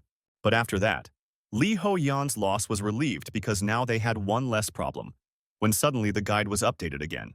It was written there that the killer fully reveals her characteristics when the Day of Blood comes, and by killing our hero on the Day of Blood, she will receive a very high reward. So Li Ho Yan must direct all his efforts to raising his level in order to prepare. Li Ho Yan rushed forward. He didn't know when the bloody day would come. However, it would most likely turn into a massacre, and many would die. Li Ho Yan came across a level 10 orc on the way and immediately finished him off. The only thoughts that were running through his head were that he had to become stronger as quickly as possible. Li Ho Yan looked at the corpse of the monster and breathed a sigh of relief because the portal did not open. He looked at his weapon, thinking that destroying all the monsters would be possible if he had time. However, until everyone had escaped, this was not an option. Li Ho Yan looked around and decided that he needed to keep an eye on some of the members who were probably dealing with monsters somewhere. Suddenly, Li Ho Yan felt a terrible war. It stank as if someone had died and a long time ago. Li Ho Yan immediately received a guide that said that all orcs stink, but the stench of an orc leaving a portal is especially unpleasant. The hero immediately realized that he was standing in front of him, and after killing him, a portal would open. He killed him instantly and a portal opened. After that, Li Ho Yan went to look for Assassin, and as soon as he found her, he fell to his knees in front of her. The girl looked at him in surprise and asked why he was doing this. Li Ho Yan raised his head and sheepishly asked to let him live. She couldn't believe that he turned out to be such a person. Li Ho Yan started acting out in front of her, causing her nerves to get the better of her. Since Li Ho Yan could determine where the orc was, after killing which a portal would appear, he specifically hunted only those monsters from which a portal did not appear. He sadly said that he was always unlucky, and he literally could not believe that he still could not find a portal. The girl watched him kill the orcs in front of her and asked if Li Ho Yan was a loser by nature. Li Ho Yan said that he had never won anything in his life and simply was not created for such missions. Li Ho Yan adjusted his hair and thought that he was specifically avoiding the orcs who opened portals, because he knew very well that the assassin had to kill him on the Day of Blood in order to receive a valuable reward, and therefore now she has no choice but to hand over her prey, in the form of orcs, to our hero. Li Ho Yan knew that it would be worse for her if he died here without opening the portal. So Li Ho Yan fought the orcs and was happy because he had already opened one portal secretly. A few minutes later, Lee Ho-yeon also received a notification that someone had opened another portal and thought that the others seemed to have no problems. He and she saw the notification that there were only 5 portals left. Lee Ho-yeon asked sadly, "Is this really a game of chance?" The girl pointed her gun at him and ordered him to continue hunting monsters. Lee Ho-yeon made a sad face and continued to kill the others. He looked at the girl, who was clearly nervous about our hero. But not because of strong feelings, she was worried because she wanted to kill him bloody day. Lee Ho-yeon decided to play with her a little and asked why she was so nervous because Lee Ho-yeon couldn't open the portal. The girl immediately pulled herself together and asked, why did Lee Ho-yeon think that she was nervous? Lee Ho-yeon raised his hand and asked her to tell him how many portals she had opened so far. The girl immediately replied that she had already opened 5 portals. Lee Ho-yeon thought that it was quite a lot, but it was still within the acceptable range. After all, if she opened 5 portals and Lee Ho-yeon opened 1, then the other 11 will open exactly 1 each and there will still be 3 portals left. And when that happens, Lee Ho-yeon and the assassin will be left alone on this floor. Lee Ho-yeon decided it would be better to split up with her, and froze when he saw that there were only 10 minutes left. After which, Lee Ho-yeon began to quickly run away and shout that he would find a way out himself. But suddenly the girl asked him to stop. Lee Ho-yeon stopped and wondered, could it be that she guessed? Lee Ho-yeon asked her irritably what she wanted, since she should understand that there were less than 10 minutes left. The girl wanted to say something, but she couldn't find the strength. Lee Ho-yeon looked at this with apprehension and thought that he needed to get out of here as soon as possible. He wanted to try to run away, but the girl immediately appeared in front of him and grabbed him by the clothes, after which she embarrassedly stated that she had forgotten where her portals were. Lee Ho-yeon looked at her embarrassed face and wondered, is she really that bad at spatial orientation? After these 10 minutes, at the very last moment, Lee Ho-yeon returned to the lobby. The big guy immediately pounced on him, but Lee Ho-yeon hit him. After which Lee Ho-yeon apologized and said that he had confused the guy with a monster. The assassin noticed that this big guy really reminded her of an orc. Lee Ho-yeon looked at her and said that it was better to double-check. The healer happily said that she was very happy that they were both able to return. The swordsman approached the assassin and said that although they were enemies in the past, they were now allies, so he offered to be friends. However, upon hearing this, Assassina turned around and declared that he was too noisy. The big guy slowly stood up and said that it would have been better if she had died on the 4th floor. Meanwhile, Lee Ho-yeon looked at her and tried to understand whether he had done the right thing, or whether he should have abandoned her. But there was little point in dying under the protection of the system, and at least she would be in his debt. Lee Ho-yeon decided that he had to keep an eye on her because of how dangerous she was. But since in his opinion nothing should happen before the Day of Blood, he decided that everything was fine for now. And just as Lee Ho-yeon thought about it, a familiar video appeared in front of them. And right then and there she shot him right in the face, after which she asked, why did he crawl out here? But the rabbit instantly recovered and appeared in front of her with an evil smile. After which, with one kick, he sent him straight into the wall. The girl slowly rose, holding her injured arm. Lee Ho-yeon looked at this and wondered why he was able to deal with her so easily. Although after a little thought, Lee Ho-yeon realized that given his characteristics, he could even say that he spared her. The rabbit straightened his ears and suggested that everyone calm down, because it was still too early to go to the next world. After which he bent unnaturally and declared that it was time for the 5th mission. Looking around, the rabbit said that it was somehow too dull here and tried to change the background. When he snapped his fingers, they found themselves in some kind of library. The rabbit walked along it with a smile and said that each of the players must choose 1 book, after which he smiled maliciously and said that books can be both useful and useless, and this choice determines fate, so you need to choose wisely. The big guy said loudly and discontentedly, ask him, does the book really decide his fate? And the swordsman thought about it and said that if he can become stronger, if he finds a manual on martial arts, then that would be great. The rabbit ignored all these questions and said that it was forbidden to reveal the contents of the books to each other. And as soon as the mission on the 5th floor began, all the books would disappear. After that, he smiled sweetly and said that he wished all the participants not to regret their choice. When he disappeared, everyone started wandering around the library and looking for a book that suited them. Lee Ho-yeon thought that everyone was naturally looking for closed categories related to their classes, and of course in such a situation, looking for something else was just a waste of time. However, Lee Ho-yeon had a guide. It said that he should choose a book called Random Encounters of the SSS Class. When Lee Ho-yeon found this book, He immediately selected it and received a notification that he could no longer change his choice and reveal the contents of the book. Lee Ho-young wondered how some kind of young adult novel would help him. He looked at her with complete despondency and thought that even the name sounded cheap. However, Lee Ho-yeon decided that the system had recommended it for a reason and opened it with the thought that it was probably worth reading. Lee Ho-yeon read some of the book and wondered what kind of trashy high school fantasy this was because the book was just awful. He looked at the other participants and saw that the swordsman had chosen a book that suited him and had mastered a new skill. The big guy didn't lag behind him either and acquired the technique of the King of Fists. Even the healer immediately received a new ability. Because of all this, she came up with the hero about how she felt like a loser and probably should have chosen something else. After walking a little further, he saw a soldier who had pitched a tent, after which he noticed a strange whisper. He approached the sound and saw that the assassin was reading a book called The Art of Killing. Lee Ho-yeon decided that it was better not to disturb her and simply left from there, after which the system announced that time was up and they were all transferred to the fifth mission, which looked like a school classroom. The players looked around and wondered who all these people were and also noticed that their time seemed to have stopped. Some players were the first to discover that their bodies were getting younger too. The soldier became thin, which made the big guy laugh. Lee Ho-yeon looked at his body and thought that he was a teenager again. The big guy, meanwhile, was shaved bald.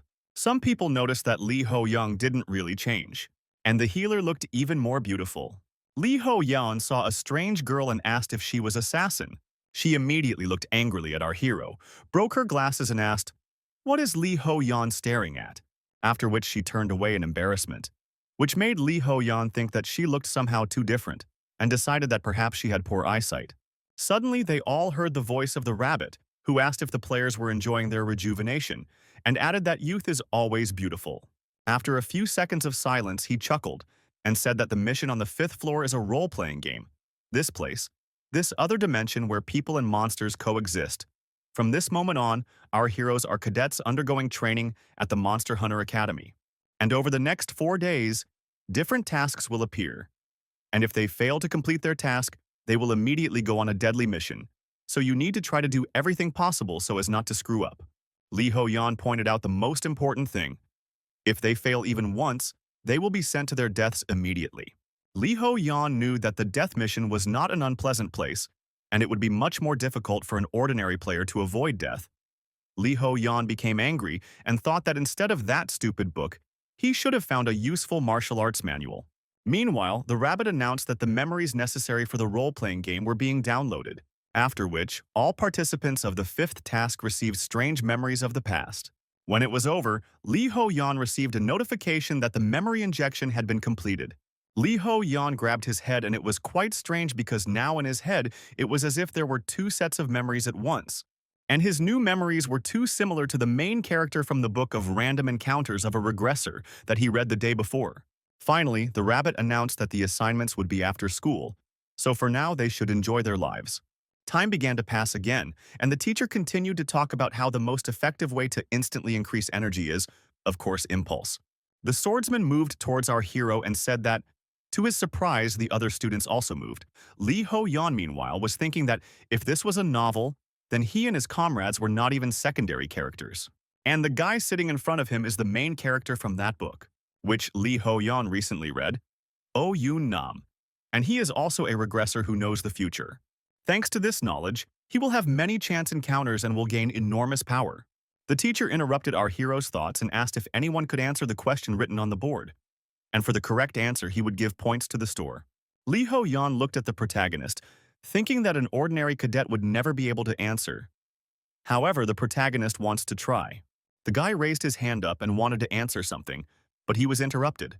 Unexpectedly, Lee Ho-yeon announced that this substance is called Exion, and Professor Brown's team is currently conducting research on it at Columbia University. The teacher looked at our hero with a smile and said that he was glad that he had talented students, and also added that he didn't know that there would be such a child prodigy in the class. Right after that, Lee Ho-yeon received a notification from the system that he had been awarded store points. Lee Ho-yeon smiled because now he understood why he was recommended to read this novel. The main character of the novel looked at our hero with surprise, while Lee Ho-yeon was thinking that he was going to take away all of this guy's achievements. When the classes were over, they all went outside.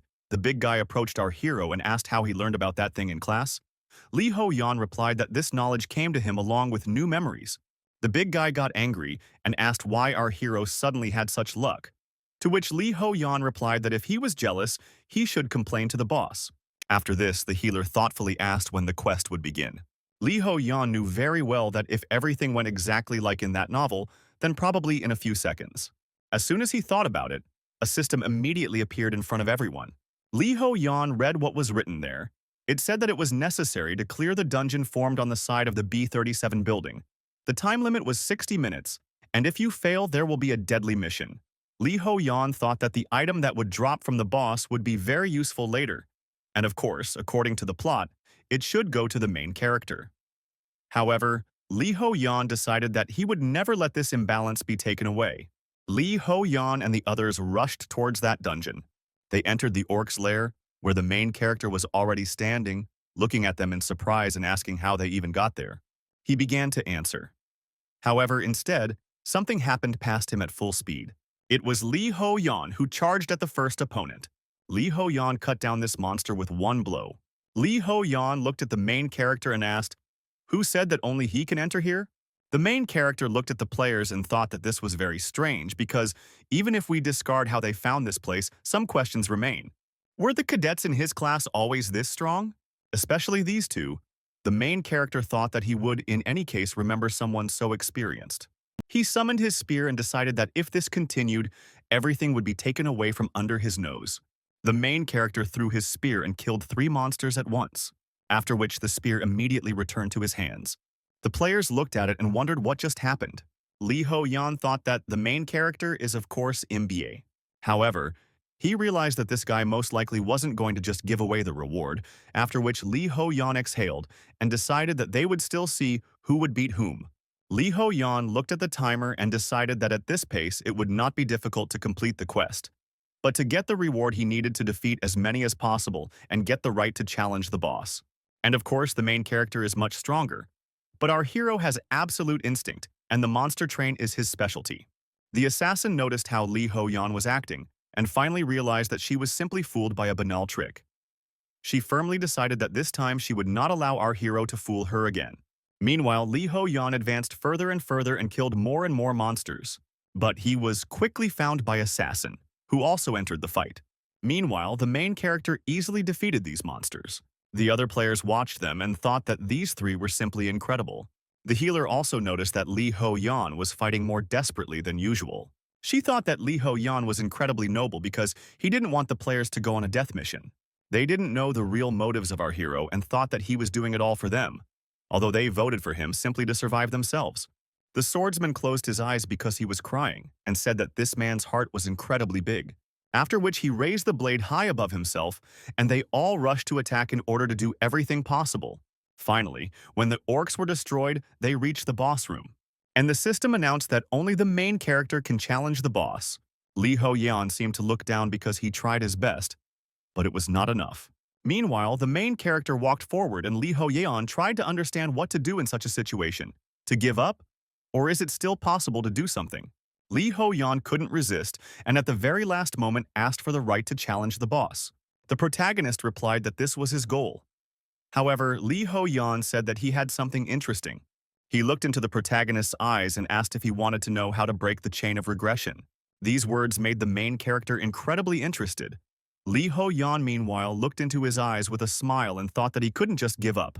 The main character pointed a spear at our hero and asked who he was anyway. Lee Ho-yan said that it would be better to sort it out first, but the protagonist immediately ordered him to answer. He looked angrily at our hero and asked where Lee Ho-yan found out about the regressors.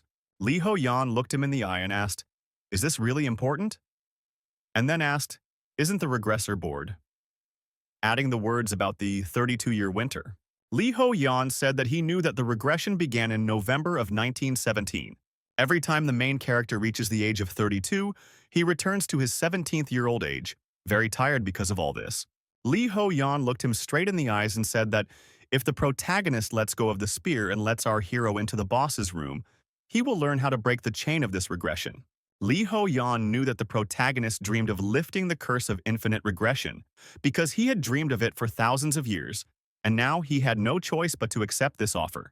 The protagonist lowered his spear and said that if this was a joke, Lee Ho-yeon would not laugh for long, after which he obediently left. Everyone was notified that he had waived his right to challenge. And so our hero managed to get into the boss's room. Lee Ho-yeon looked at his opponent and thought that this looked quite difficult.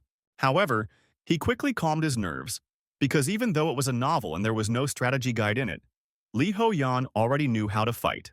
However, our hero had an advantage because his absolute sense not only enhances all his senses, but also blocks them perfectly, so he can block mental sound attacks such as the orc's roar. After this, Lee Ho-yeon rushed forward, declaring that such attacks did not work on him. Lee Ho-yeon also knew that this boss's upper body was made of steel. Well, his lower body was swims, so Lee Ho-yeon only aimed at his legs. And he dealt blow after blow. Finally, the wounded boss fell to the ground. Lee Ho-yeon delivered his final blow with the thought that he had done everything perfectly. The system immediately announced that Lee Ho-yeon had passed the boss and would now receive a reward. After that, he went to rest, where he had a good time with his new friends. Lee Ho-yeon knew very well that this novel was locked in.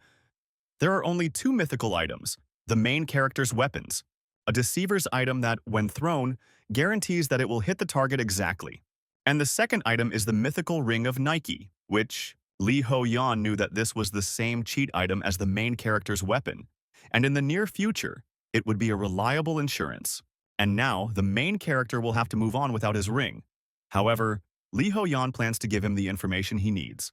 After all, there is only one thing that the main character wants to get. While Lee Ho-yeon was thinking about this, Assassin approached him and noticed how Lee Ho-yeon had previously played rock, paper, scissors and was constantly winning. She looked into the eyes of our hero and thought that the game was not just about luck. It was a test of reflexes, and her agility indicator was close to 50. They sat down at the table, and then Lee Ho-yeon asked how much gold she was betting. The girl immediately replied that they would play for 3,000. Lee Ho-yeon thought for a moment and stated that he was only going to play for 5,000. The next day, all the students went back to school. Lee Ho-yeon thought that right in front of him was about to be the most cliched scene in all novels: a strike on a device that measures combat power. And if anything, Assassin lost her $5,000, because she didn't know that our hero has absolute intuition. The instructor explained that when the player hits the crystal, his magic level will be measured, and in 2 days this result will be useful for the task. Some players were happy and said that it would be quite interesting, and also wondered how strong their classmates were. The instructor meanwhile announced that they would start with candidate number 1. The guy hit the stone and the number 43 appeared on top. The students said that it was quite impressive, and then the swordsman noticed that judging by their reactions, it was quite a high score. Lee Ho-yeon said that there was nothing like that in the downloaded memories. After that, it was the swordsman's turn, and he came up and quickly delivered his blow. The numbers showed that he had 69. The other disciples couldn't believe that this guy was so strong. However, the next one was a big guy. He stripped completely naked and said that when it comes to striking machines, you need to leave this matter to him. He delivered his crushing blow, and the numbers showed he had 75. The rest of the students just couldn't believe that this guy had 75 unarmed. After that, Assassin fired her pistol and scored a whopping 98 points. The students who watched this wondered how this was even possible. Lee Ho-yeon smiled and thought that it seemed like the skills of his comrades from the tower were superior to the skills of the catheters, and for some reason Lee Ho-yeon was proud. The main character also made his strike. The numbers showed that he had 115 points. Lee Ho-yeon looked at this with the thought that the protagonist is always an exception, and if his memory serves him right, the protagonist will soon encounter something interesting. After that, they all went to have a bite to eat. The big guy asked our hero why he hit so weakly, to which Lee Ho-yeon replied that he didn't need to strain himself because it wasn't useful. However, Lee Ho-yeon did this on purpose. After all, if he shows the level of a leader, then it will be more difficult to get into the same group with the main character. While Lee Ho-yeon was eating, he suddenly received a notification that the second task was starting. The mission is that they must save the main character in 1 hour. The players stood up and asked if they really had to save the one everyone had seen yesterday, and the others thought about it and said that he had probably just fallen into a trap. Lee Ho-yeon knew very well that after returning, the main character would teach a lesson to the local hooligans, but one of them was the only son of the head of the Red Moon, one of the 10 largest guilds. And then this man sent his best henchman to kill the main character. And in the original, someone unexpectedly saves him. But this happened only thanks to the Ring of Luck. And so now that the locked up all the players rushed to help this guy, the hero spoke about how they would have to work hard because it would not be easy to deal with these opponents using conventional means. And no matter how experienced the main character of this story is, he is just a student, and they must save him. Meanwhile, the main character was already pretty beaten, and they held him by the hair and asked how he dared to hit the young gentleman and called him an impudent non-donor. Suddenly there was a shot. It was Assassin. Lee Ho-yeon shouted at her to take her time, and the big guy immediately rushed to attack Fifth, saying that he didn't like her, but her fearlessness was captivating. Lee Ho-yeon ordered everyone else to rush forward as well, and they began their advance to save the protagonist. Meanwhile, the bandits were wondering where the cadets got such strength from. Lee Ho-yeon thought that, although it seemed reckless, it all happened at the right time, and there were only 3 enemies, but the difference in strength was obvious. So the only way to gain the advantage was to attack from behind. And the main character can use this moment to counterattack, because he will not miss such a chance. As a result, the main character quickly got out of the west and pressed himself against the wall of our hero. He asked how the cadets were able to get here and find him, although he immediately shut up since now was not the time for chatter. Lee Ho-yeon said with a smile that he would explain it later and decided that for now he needed to focus on resolving this situation. After all, their opponents are quite a serious threat that will be difficult to defeat.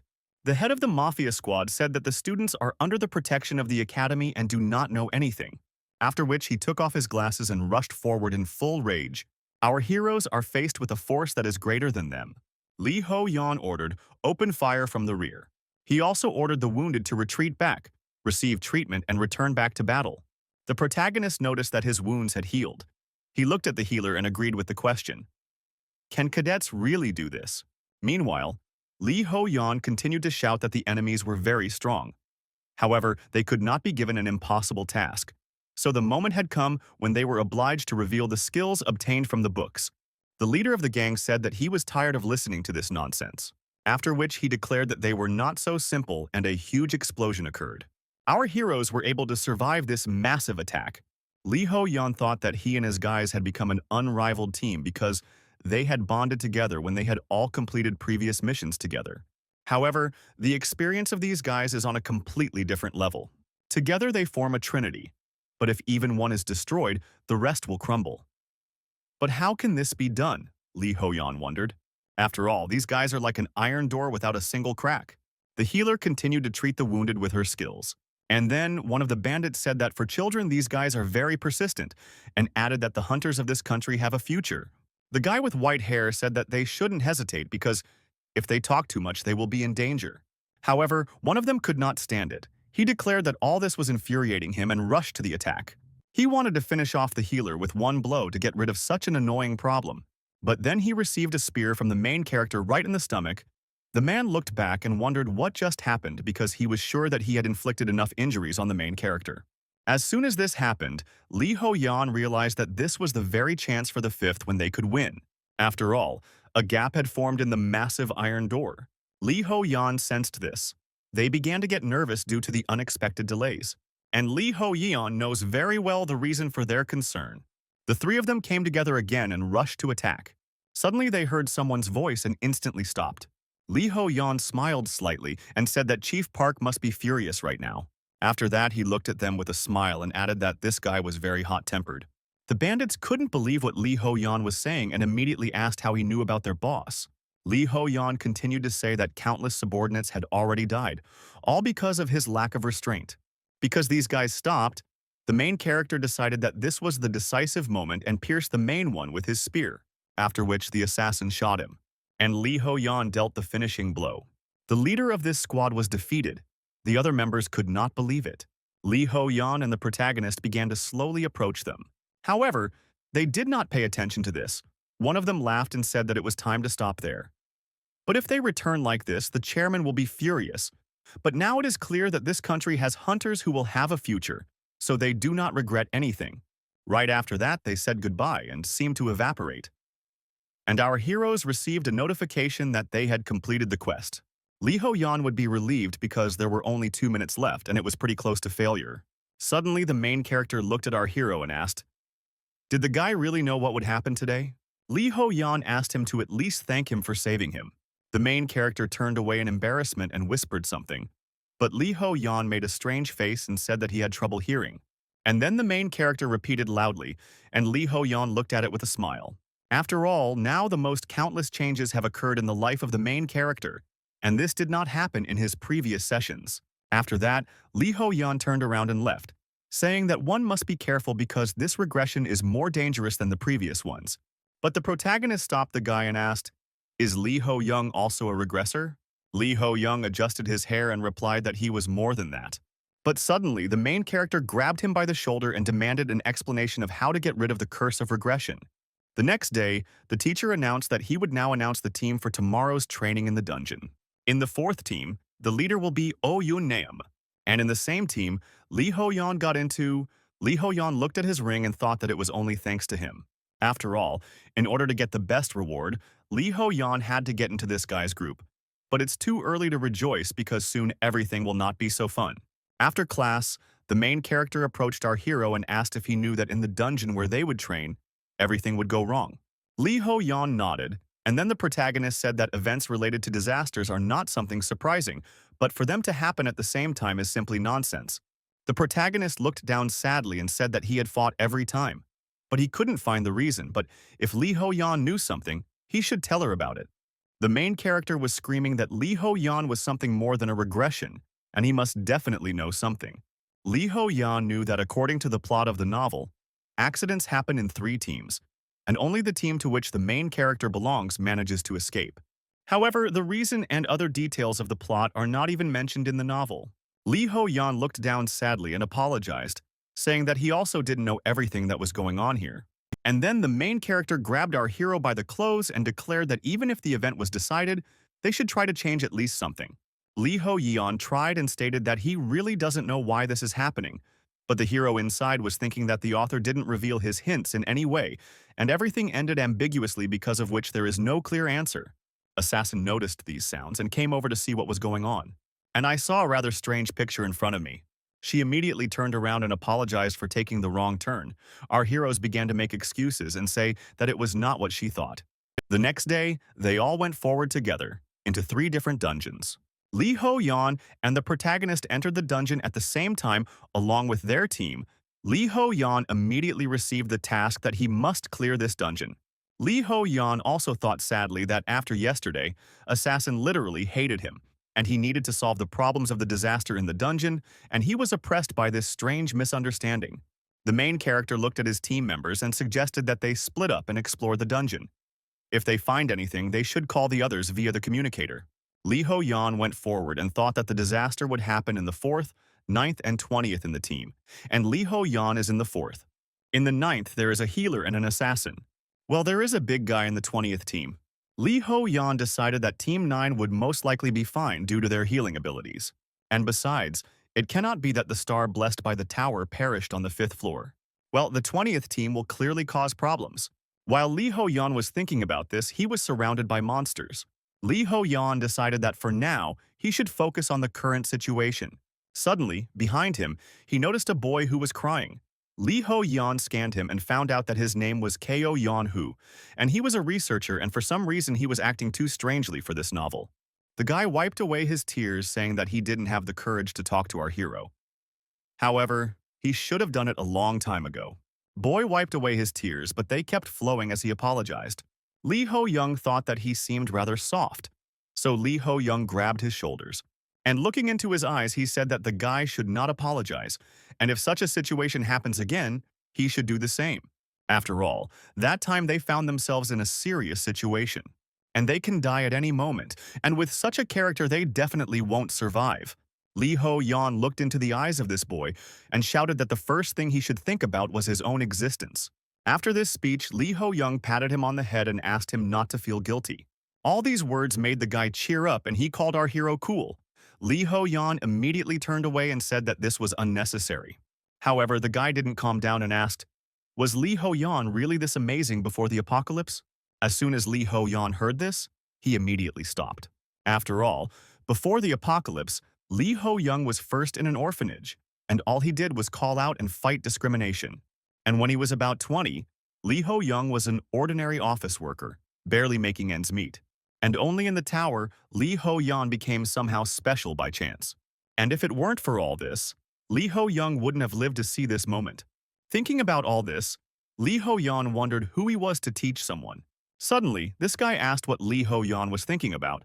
Lee Ho-yeon smiled and said that it was a small thing. After this, the schoolboys smiled and said that he thanks our hero because he said to think about himself first, but he always puts himself in danger to help others. Lee Ho-yeon patted him on the head with a smile and decided that there was no point in looking back. When they reached some wall, the boy said that strange energy was coming from this wall. Lee Ho-yeon was surprised because his absolute sense was silent. So Lee Ho-yeon decided to try and sense something with the skill. Lee Ho-yeon asked the boy to step back, summoned his blade and rushed to attack. Lee Ho-yeon thrust your blade into the wall with all his might, and a bright flash occurred, after which Lee Ho-yeon and the guy received a notification that they had entered. Lee Ho-yeon immediately froze in place. The wind in the novel did not mention anything similar to the labyrinth, and the main character also did not say anything about it. And all this means that this place was not created by the author, and perhaps this is where the root of the dungeon's problems lies. A few seconds later, they came across some gnome. Lee Ho-yeon scanned him while braiding and saw that he had simply incredible characteristics. The rest of the monsters appeared around, braiding Lee Ho-yeon, trying to understand who they were and why they all had such a huge level. One of them shouted that these guys were not characters in the novel. All these gnomes started pointing fingers at our hero and shouting that he changed the plot and gave a huge spoiler to the main character. The gnomes surrounded our hero and began to think what to do with him. One of them asked, "What is the true face of our hero?"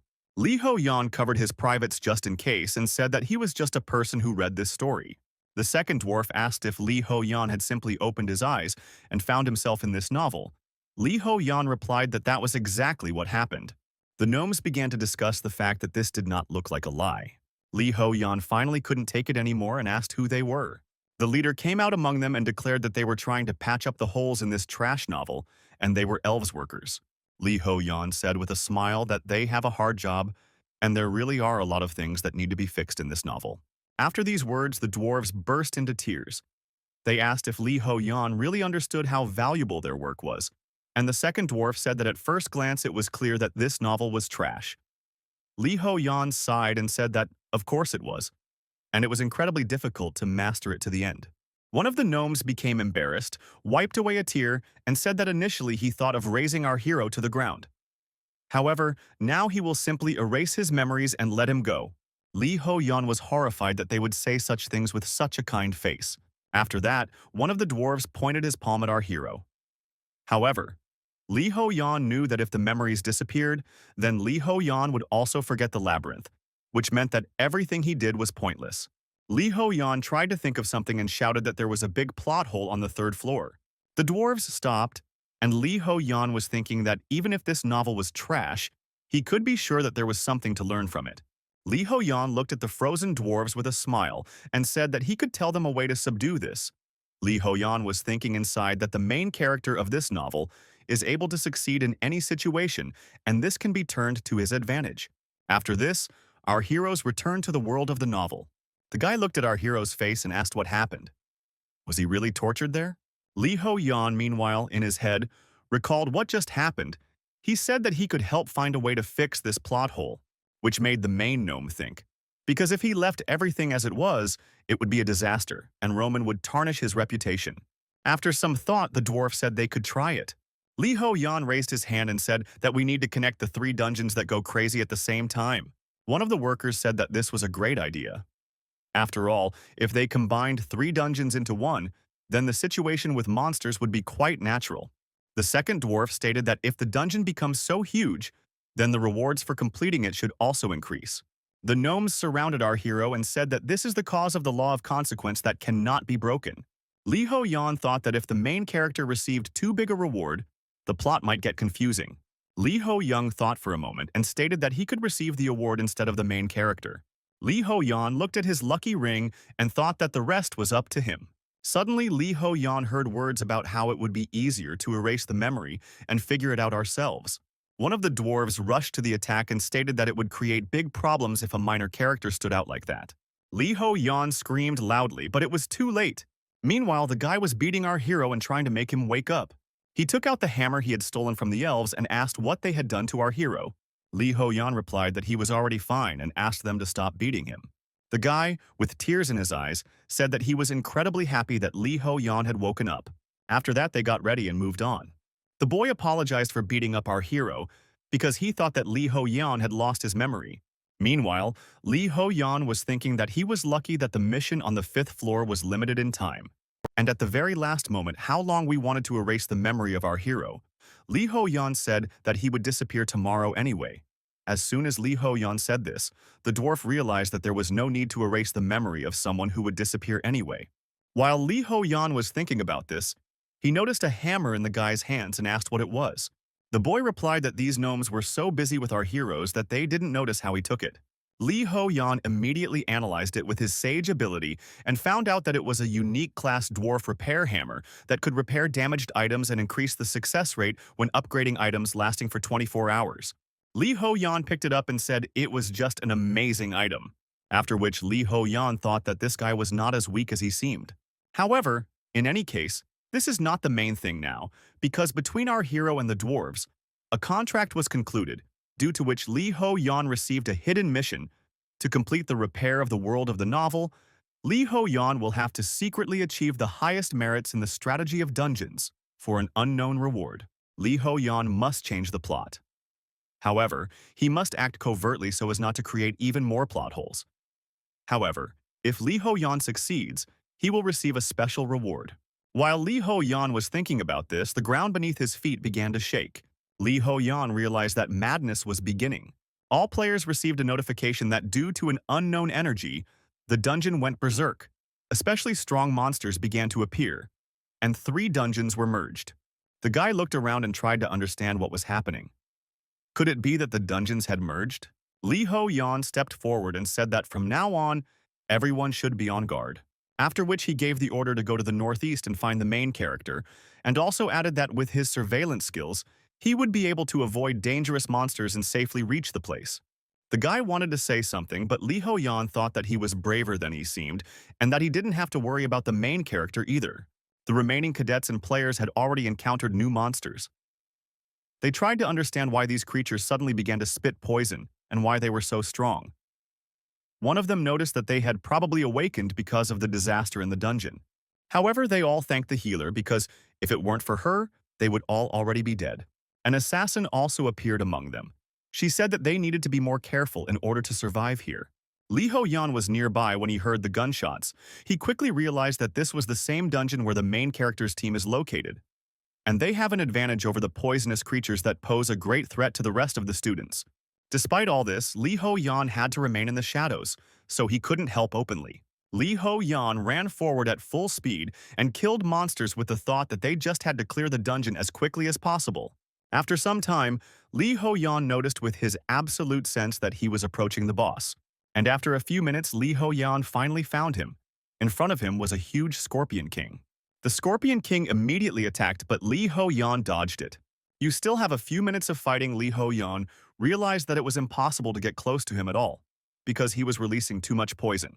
However, Lee Ho-yeon realized that the 4th team had the main character, and Lee Ho-yeon had to deal with the remaining 2 dungeons alone without attracting attention to himself, because this was necessary in order to achieve the highest rank for the passage. Lee Ho-yeon recalled the plot of the novel and thought that he could not allow the disaster to happen right before his eyes. Lee Ho-yeon avoided many attacks and finally found an opening in the defense and immediately jumped up to deliver a fatal blow. However, Lee Ho-yeon didn't take into account that the scorpion also has a tail. Lee Ho-yeon found himself slammed into the wall. The scorpion began to approach, and Lee Ho-yeon came to his senses and thought that he had to find a way to break through as quickly as possible. Realizing that he had little time, Lee Ho-yeon rushed to attack, because now was not the time to hold back and he had to use that very thing. Lee Ho-yeon received a one-time item for completing a side quest. He had to stand with a bucket on his head so that not a single drop would spill. As a reward, he received a one-time perfect shield. Lee Ho-yeon charged forward and used this disposable shield. It was a truly incredible item that completely blocked all incoming damage. With this, Lee Ho-yeon was able to get close enough to land his blow. And swinging his blade, Lee Ho-yeon gave it his all in order to finish off the boss. As soon as Lee Ho-yeon destroyed the enemy, he immediately entered another portal, because now there was only one place left in the dungeon where So-yeon was. When Lee Ho-yeon suddenly stopped, He wondered if he was really worried about that stupid big guy right now. After all, the first impression of this guy was extremely bad. However, now, Lee Ho-young seems to have become friends with him and is really worried. Suddenly, Lee Ho-yeon threw these thoughts aside and decided that this simply could not be, and his sense of duty began to play. Having finally put all these thoughts aside, Lee Ho-yeon asked himself a truly important question. Why was this dungeon so empty? Suddenly, as if out of nowhere, our hero was attacked. However, he managed to defend himself at the very last moment. When the monster showed up, Lee Ho-yeon realized why everything here was so deserted. Because his opponents were horned moles. Lee Ho-yeon easily killed one of them and moved on. But immediately after that, the rest of the moles immediately rushed to attack him. But since they were only level 2, Lee Ho-yeon easily destroyed them. Despite all this, they were very agile, and Lee Ho-yeon understood that if he did not concentrate, he could end up in great danger. The big guy was still alive meanwhile. Despite the fact that many of his comrades fell, the man tried to hold on with all his might. He struck at the exact moment when they were trying to crawl out of the hole. However, the fifth force had clearly abandoned him, and he moved only because he wanted to survive. One of the moles noticed that the man was already exhausted and immediately rushed to attack him. Suddenly, as if from nowhere, Lee Ho-yeon appeared and finished off this monster. The big guy looked at our hero and asked how he ended up here. Lee Ho-yeon didn't answer, and said that he was glad that the big guy was alive. The big guy immediately rushed to hug our hero, but Lee Ho-yeon fought him off and asked him to be more modest. After that, Lee Ho-yeon looked at the many corpses and thought that he didn't make it in time. The big guy noticed this look and apologized because these damned moles suddenly became stronger. Lee Ho-yeon thought sadly that he couldn't protect everyone, and even though they were minor characters, they were living people. Lee Ho-yeon stood there, silently watching this. When suddenly the big guy asked what they were going to do now. Would they even be able to get out of here?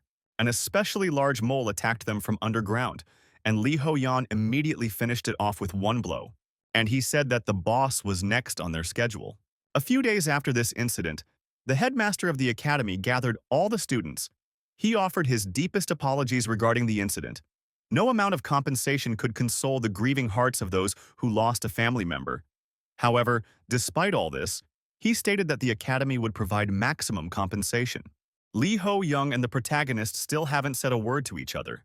Finally, Lee Ho-yeon said his words about how sorry he was that he couldn't save everyone.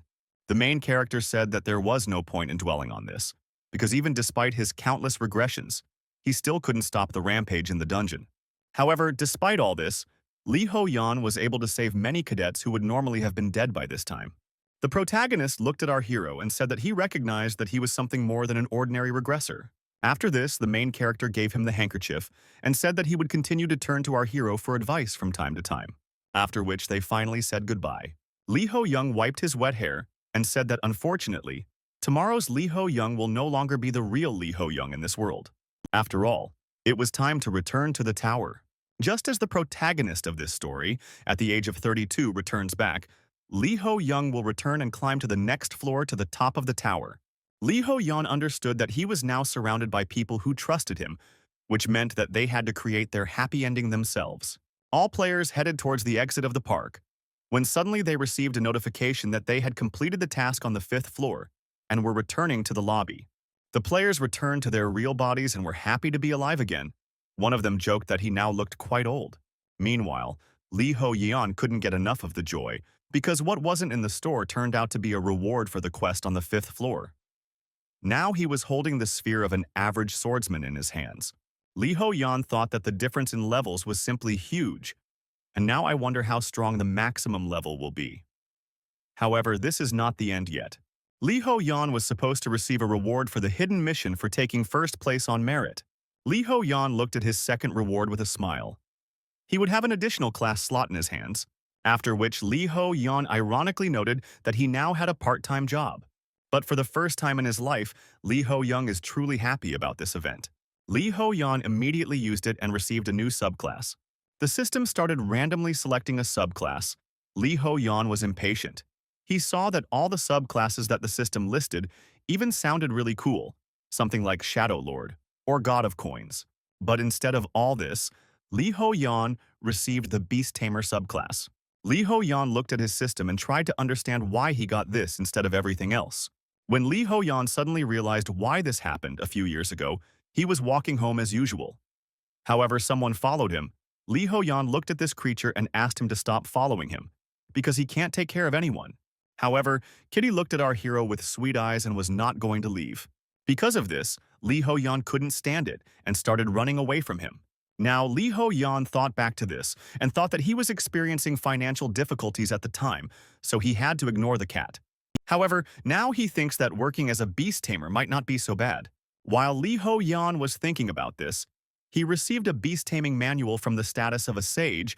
It was written that on the 7th floor there is a monster that can be tamed. In addition to decent combat abilities, it has excellent agility and endurance, making it suitable for use as a means of transportation. Li Ho-yan thought that maybe, judging by the description, it was a wolf-type monster and that would be really cool. Li Ho-yan thought with a smile that this meant that he would soon get himself a pet there. Li Ho-yan looked back and thought that this was the first time he was looking forward to the next floor. However, thinking that they would reach the 7th floor quickly was a huge mistake. The mission on the 6th floor is called Endless Struggle, and as the name suggests, they really did spend a lot of time killing monsters. However, the big guy really enjoyed this mission. Li Ho-yan looked at him and asked if he wasn't bored, to which the big guy replied, "Who is this goldmine of experience? It's just rare." Li Ho-yan thought that on the 5th floor there was no concept of leveling up. So yeah, no matter how many monsters they killed there, they didn't get anything for it. Suddenly, someone big noticed that Li Ho-yan had finally risen to level 5. Li Ho-yan thought that there was really no point in leveling up for him, now that all of his stats had reached their limits. Some time ago, Li Ho-yan received a notification that his stats had reached their maximum, and if he did not overcome the limit through training, he would not be able to increase his stats through leveling or gold. Li Ho-yan thought about how he missed the times when he could just stumble upon an object and become stronger. After Li Ho-yan sensed something, he looked at Assassin and used the sage's eye to see that her stats had already surpassed the 50-point mark. Li Ho-yan thought angrily, "Do killers have no limits?" The girl noticed his gaze and asked why Li Ho-yan was staring at her. "Does he really want to die?" Li Ho-yan turned away with a dissatisfied face. "And I thought that in any case she helps to keep the situation under control. And finally, the time has come. Li Ho-yan will soon get his own pet." Because of this, our hero began to rejoice and dance, and the killer thought that he had gone completely crazy. The 6th mission ended, all the players returned, and they were immediately told that the 7th floor mission was about to begin. The 7th floor is a place of reinforcement, and when hunting monsters, there is a chance to get power-up stones. Players will be able to use power stones and gold to increase the power of items, but items that are not weapons or armor cannot be powered up. The description of this mission is that for a limited time, they will be able to freely move between the lobby and the 7th floor, hunt, and become stronger. The time limit is 72 hours. The swordsman read this and said that it turns out that if there are no conditions, then after 72 hours, everyone will be automatically cleared. The rest happily included the fact that it was obvious that this Doomsday Tower should also have floors with bosses, and were glad that they had already gone so far. Some people even noticed that an item called a stone for changing the probability of strengthening appeared in the store. It costs 1,000 coins, and increases the probability of strengthening an item by a certain amount. The fat man said that he was buying it right away because he needed to strengthen his equipment as much as possible before the next floor. So, the mission began. Everyone immediately rushed forward in order to be the first to get this stone. Li Ho-yan was surprised at how much they needed it and thought that empty pockets would quickly lead to their feelings. After that, Li Ho-yan looked at the artifact, the lucky ring, and thought that with this ring, this floor was like a set dinner table for him. However, the sage's window gives him a separately prepared dish for this table. Boost and pet, kill 2 birds with 1 stone. Players who were already on the 7th quest freely killed the monsters they could find. They sadly said that they thought that the power-up stones would be easier to find. The soldier looked at the swordsman and said that the guy lacked the persistence to go forward as if looking for a lost cartridge case. The swordsman did not understand this allegory. Meanwhile, the hero fought only with his bare hands, braiding in order to tame someone, but they all died. And finally, the big guy was the first to find the enhancement stone. He even blushed a little with joy and said that he was really lucky today. Li Ho-yan slowly approached him, and the big guy immediately declared that he was not going to give up this stone even to our hero. Li Ho-yan replied that he didn't want that. He came up and asked what exactly he was going to strengthen, since he fights with his bare hands. Realizing this error in logic, the big guy froze in place. Meanwhile, Lee Ho-yeon threw out one of the wolves and thought that this candidate was out. And not only was the size not suitable for riding, but he also turned out to be weak. Almost 3 days have passed since that day. Only an hour and a half remained, and Lee Ho-yeon still hadn't found anyone. During this time, Lee Ho-yeon met several candidates, but all of them, they weren't particularly suited to be his pets. Lee Ho-yeon tried to figure out where he should go to find his pet. After that, he checked his power-up stones and was glad that he was able to find at least 3 stones and that his efforts were not in vain. However, if he does not get a pet, then the point of the 7th floor simply disappears. Suddenly, Lee Ho-yeon noticed something interesting, and a monster immediately appeared in front of him. It was a boxing kangaroo. Lee Ho-yeon should have been scared, but he wondered what kind of freak was this. Lee Ho-yeon took a fighting stance, thinking that such an ugly kangaroo couldn't be a pet. However, he still needed to check it out. Lee Ho-yeon engages in a fight with a kangaroo boxer. The fight was quite lively and a little uncomfortable because he had to fight without his weapon. After missing one blow, Lee Ho-yeon flew back several meters and thought that the strength of this kangaroo was simply amazing. And what's more important, thanks to the elastic leg muscles. This kangaroo moves at incredible speed. However, right now, this was a problem for our hero. Because of the incredible strength and speed of this kangaroo, Lee Ho-yeon missed many blows. After a successful series of blows, the kangaroo smiled and asked in his own language if Lee Ho-yeon was giving up. However, at the very last moment, Lee Ho-yeon managed to jump up and thought that this would be fine.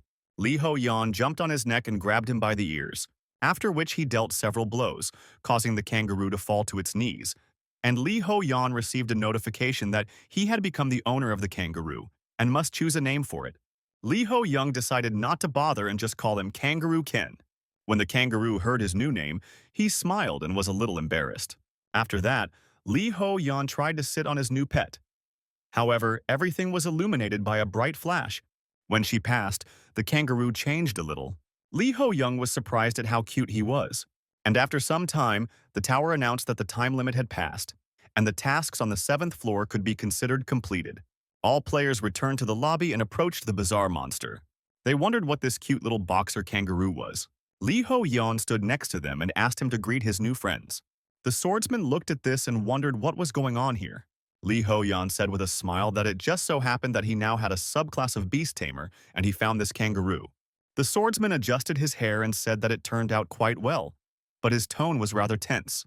Lee Ho-yeon thought that it seemed like he wouldn't be able to get off easy this time, and he would have to come up with a new excuse. However, suddenly the swordsman shouted that he felt that one class was not enough to restrain our hero.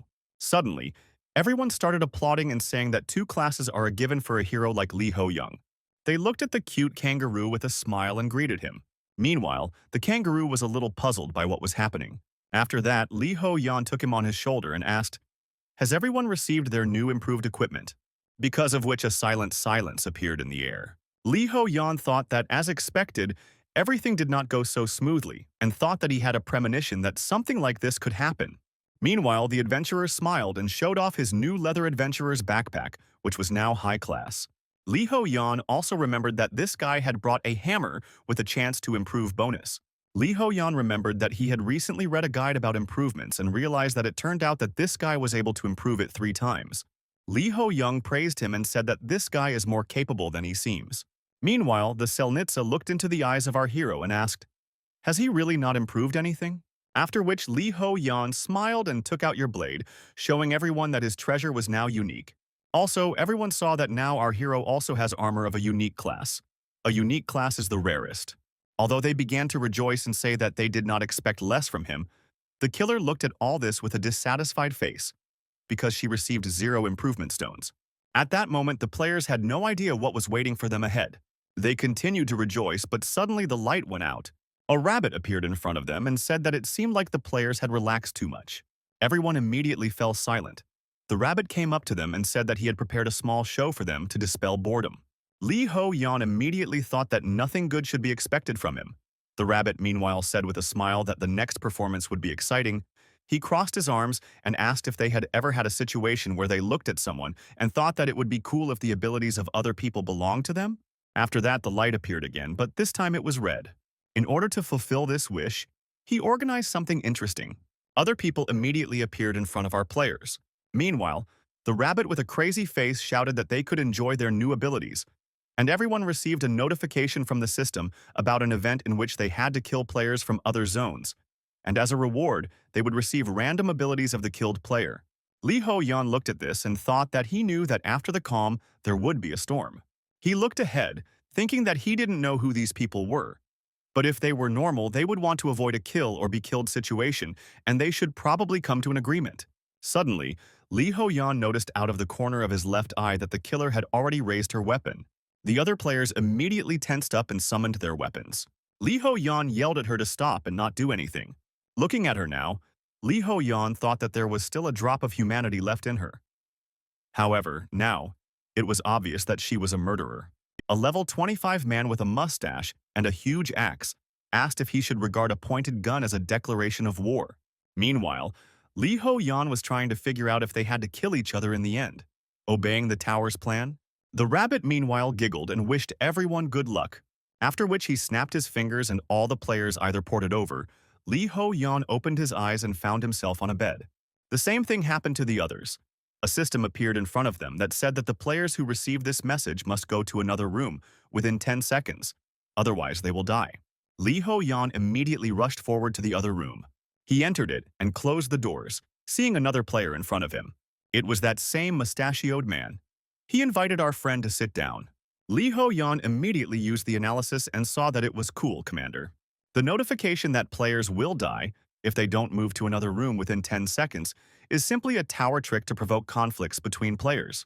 After all, when tensions are high and you meet someone, the likelihood of a fight increases significantly. However, the commander was quite calm. He apologized for this modest treat and said that there was just water in the glasses. The commander also called our hero a leader, despite the fact that he saw that our hero was only level 5. Li Ho Yan moved his chair to sit down, and the commander said that he would immediately indicate that he was not going to attack our hero. But if his group wanted to fight, they would have no choice. But the commander wanted to avoid bloodshed. Li Ho Young sat down in his seat and said that he also wanted to avoid a fight. Inside, Li Ho Young was trying to figure out if this man was really sincere. The commander meanwhile continued to talk about how too much blood had already been spilled in this tower. He grabbed the glass and said that he was not going to lose his comrades anymore because of the tower's insidious plans. Li Ho Yan wondered if this person in front of him was just another victim of circumstances who was trying to protect his comrades, just like Li Ho Yan. The commander looked into our hero's eyes and said that he saw that their feelings were similar, so he offered cooperation. Li Ho Yan said that this was indeed the case, after which he raised his hand and said that even if they did not begin to cooperate, their comrades were scattered in different corners of the location, so it would be difficult to convey their intentions to them.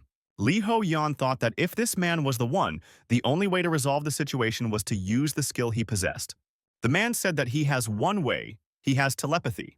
After that, he looked into our hero's eyes and said that if he was sure that his group would not attack them, then he would use his telepathy to order his comrades not to attack.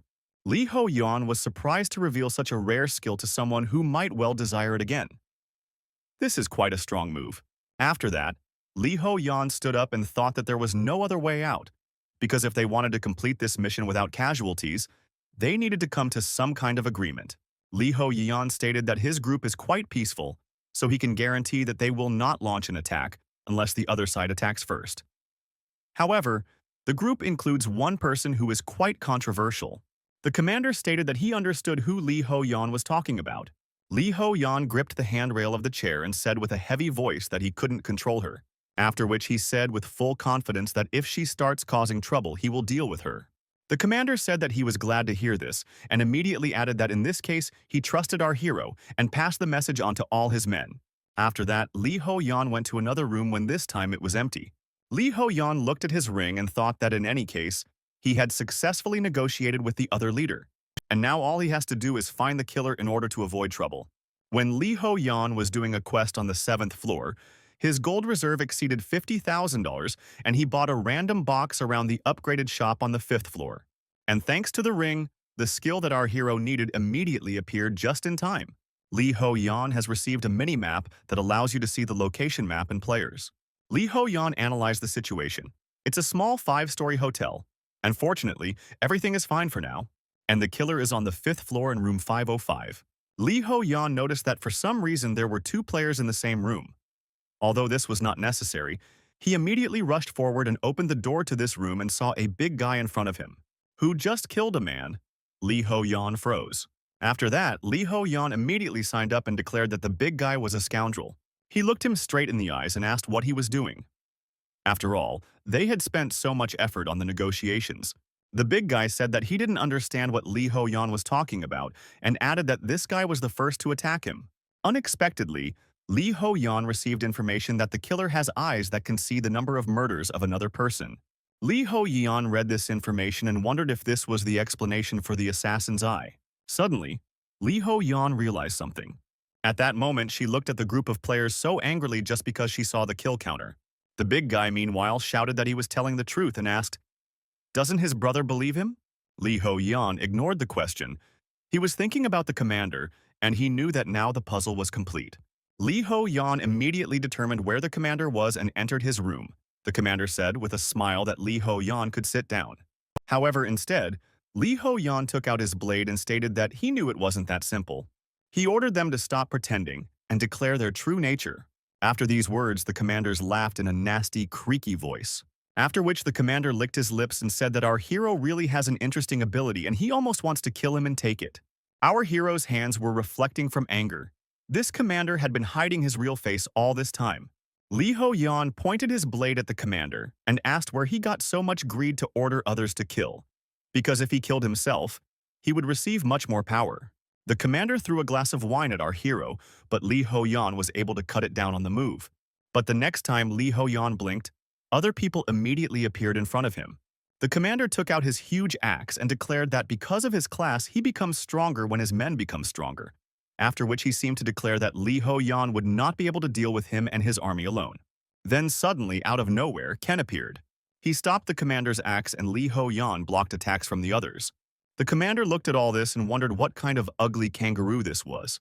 These words clearly divided Ken, and the veins on his face even stood out. After this, the commander smiled and said that the more he looked at our hero, the more interesting it became to him. He asked, "Did Li Ho Yan seriously think that the two of them could handle 4? Li Ho Yan opened his eyes wide and shouted that there were more than enough of them. After which, Li Ho Yan rushed to attack and killed one of the players. And then, instantly, he threw the second one away from himself. Meanwhile, Kangaroo used his skill and knocked out the third one with one powerful blow.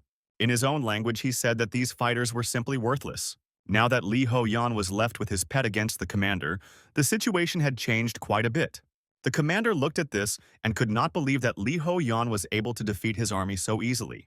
However, he asked in surprise why Li Ho Yan didn't finish them off. Because of this, he smiled evilly and shouted that Li Ho Yan was too soft and he would pay for it.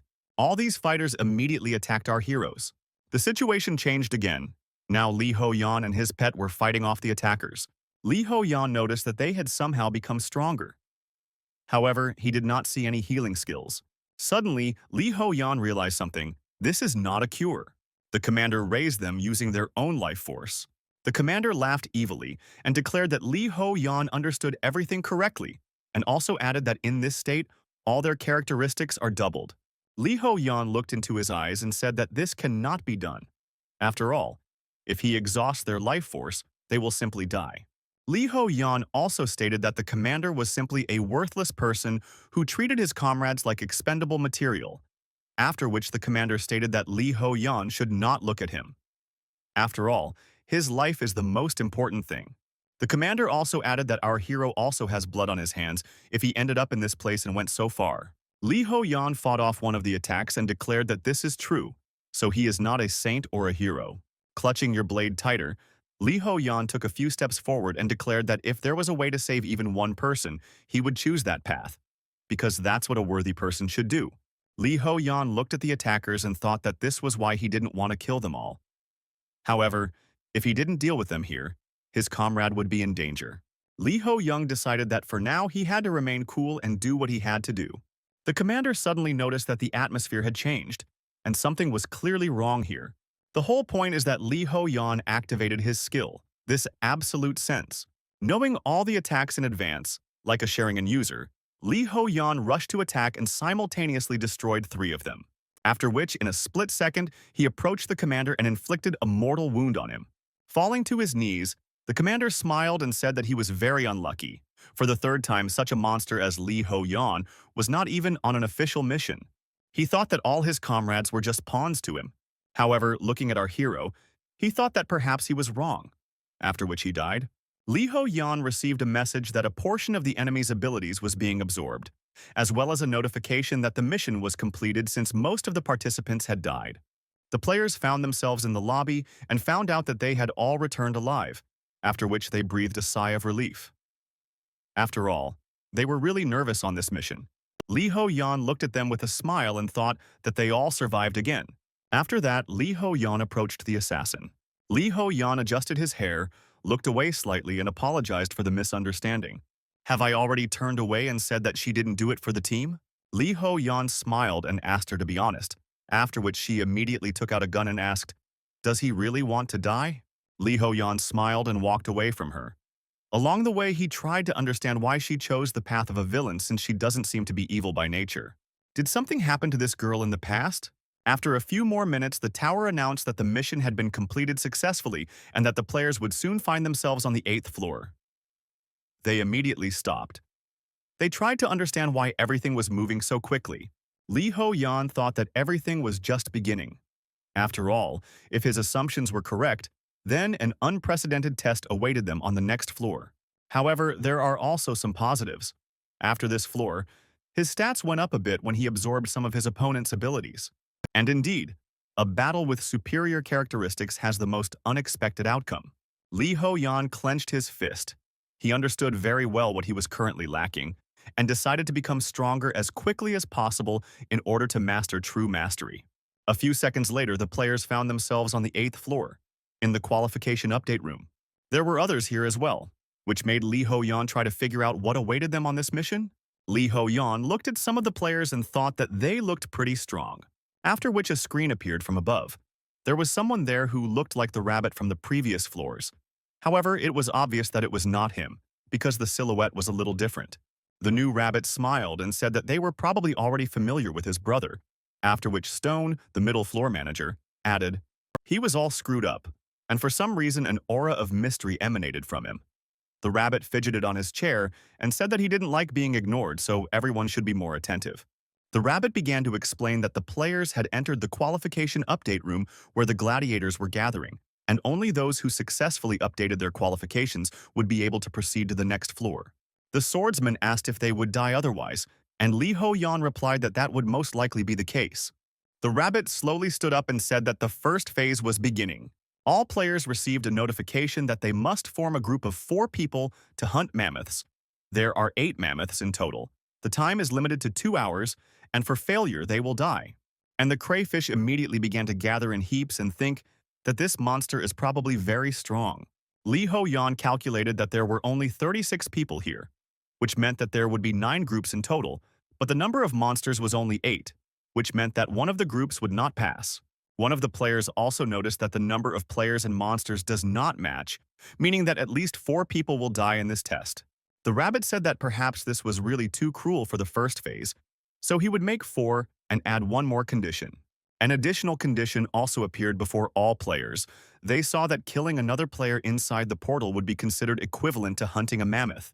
Lee Ho-yeon immediately realized that this was clearly not a good thing, since it was clearly easier to kill the player. After this incident, a portal opened for a few seconds and everyone immediately rushed forward. However, a guy with white hair blocked their way. After looking at the players, he asked, "Are there any murderers here?" Lee Ho-yeon checked his status and found out that this guy is a murderer. Some players started saying that they had never heard that there could be players with killer status here. One of them gave up on this and asked the guy to get out of the way. After all, they don't have time. The rest followed his example and immediately rushed into the portal. The gray-haired guy said that he expected to see at least 1 killer here. After that, he looked at our hero and the swordsman and asked if they could take him into the party. Another girl appeared nearby and asked them to accept her too. There was no other way out, so Lee Ho-yeon accepted these 2 into his group. Lee Ho-yeon thought that it wasn't that bad. At least he could figure out what the gray assassin was planning. Lee Ho-yeon suddenly received a notification that a hidden object had been discovered in the northeastern part. The mammoth leader was locked inside the barrier. Li Ho Yan immediately opened his map to find out where it was. Li Ho Yan saw that the red dots were normal mammoths, and the gold one was a hidden object. He smiled. This was good news, because if they caught him, no one would die. Li Ho Yan suddenly changed direction and ordered everyone to run after him. After some time, the gray-haired guy said that at first he was skeptical because a low-level person said this, but what he saw now changed his opinion about our hero. In front of them was a mammoth. And not just any mammoth, but a boss. All players who were here received notifications that they had stumbled upon the leader of the mammoths. Sadoy said that this was probably a secret facility. The swordsman said with a smile that Li Ho Yan was not someone who could be judged by his level. The swordsman began to praise our hero and say that he is simply amazingly strong, and his characteristics are simply excellent, so he is literally their deity. Li Ho Yan blushed, and the girl wondered what was going on here. Meanwhile, the gray-haired guy came close to our hero and looked at him with interest, noting that this guy did not look so impressive. Li Ho Yan tried to figure out what was wrong with this guy and why he was looking at them with the eyes of a killer. The thought flashed through his mind that Li Ho Yan had always been an observer, and this was the first time he found himself under some kind of intense gaze.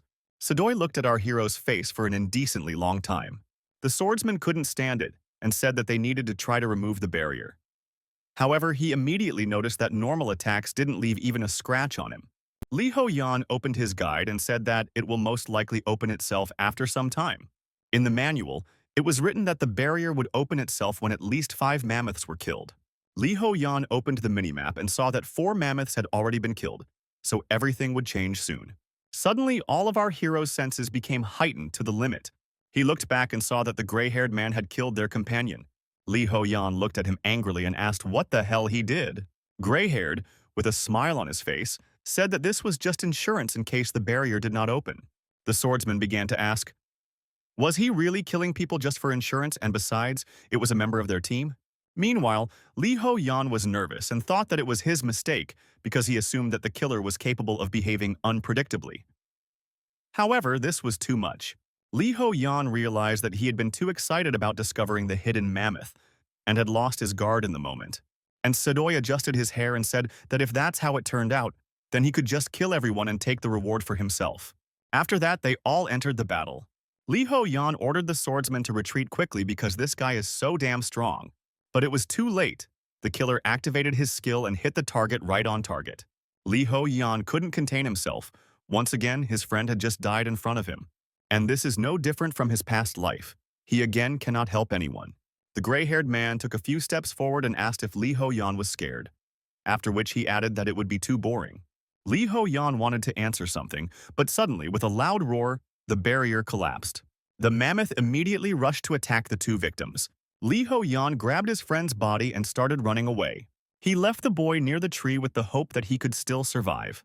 After checking his breathing, she and the hero were delighted because the guy was still breathing. And surprisingly, he escaped mortal wounds. Meanwhile, Gray began a battle with the mammoth. Li Ho Yan looked at his movements and realized that the killer was stronger than Li Ho Yan was now. What's especially impressive is the assassin's exclusive skill, Blade Aura. Because the aura moves separately from the blade, it is difficult to predict where the attack will come from. Li Ho Yan thought that he wanted to deal with him right now. However, he was guaranteed to lose, so he couldn't let that happen. Meanwhile, there were only 15 minutes left in the mission, so Li Ho Yan decided to rush into battle in order to first deal with the mammoth leader and analyze the killer's behavior. A few minutes passed and together they were able to kill the mammoth and get a reward for cleaning the hidden object. Sadoy looked at our hero and thought that this was quite good, because even though he found the killer, he discovered something quite interesting and therefore it was probably worth waiting a little with the murder of this guy. The gray-haired guy smiled and said that since he had received the reward, he could let our hero go. Li Ho Yan, meanwhile, I looked New straight in the eyes and finally couldn't stand it and asked why he was looking for the killer. Gray realized something. He looked at our hero with a nasty smile and asked, does Li Ho Yan really know someone like that? After that, they all teleported back. Li Ho Yan said that he was very glad that the swordsmen were okay, and the swordsman thanked our hero for saving him. He looked at the killer and said that if it weren't for that gray-haired psycho, then they could have survived as a group. Li Ho Yan remembered their conversation when gray-haired asked if Li Ho Yan knew of any killer. Li Ho Yan replied that there was one hanging in front of him. The man got angry, but quickly came to his senses and said that Li Ho Yan was more interesting than he thought, after which he asked what goals Li Ho Yan was pursuing. Li Ho Yan thought for a bit and said that he was ready to tell everything he knew about the murderers, but the gray-haired man also had to answer his questions. The killer raised his blade and said that they could play this game. However, our hero's information should interest him. Li Ho Yan said that there is a killer in his zone. He is so special that he received an exclusive weapon, a pistol. Li Ho Yan declared that he is the king of assassins. The man thought for a moment and said that he didn't know that there was a king to kill. Li Ho Yan, meanwhile, was arguing that he doesn't know if the king of assassins actually exists, but it's a good bait. The gray-haired man brought his blade to the neck of our hero and asked, "Who is the king of murderers?" On which the wind smiled and the fish was caught on the hook. Li Ho Yan grabbed his blade and said that it was your turn to answer questions, and then asked why he wanted to find another killer and what was his goal. However, the wounds Li Ho Yan received healed when he passed through the portal. But the heroes received a lot of interesting information. On the Day of Blood, all the characteristics of the killers will bloom and the massacre will begin. The gray-haired guy also has information about the approach of the Day of Blood. However, for this, cooperation with other killers is necessary. Li Ho Yan also thought that ever since Assassin had named him as her main target, the shadow of blood had been on his mind since he had received a notification that he had been designated as the Assassin's main target. And these guys were given the legal time to slaughter, and it was getting harder and harder to wait, which made Li Ho Yan wonder what she was thinking about right now.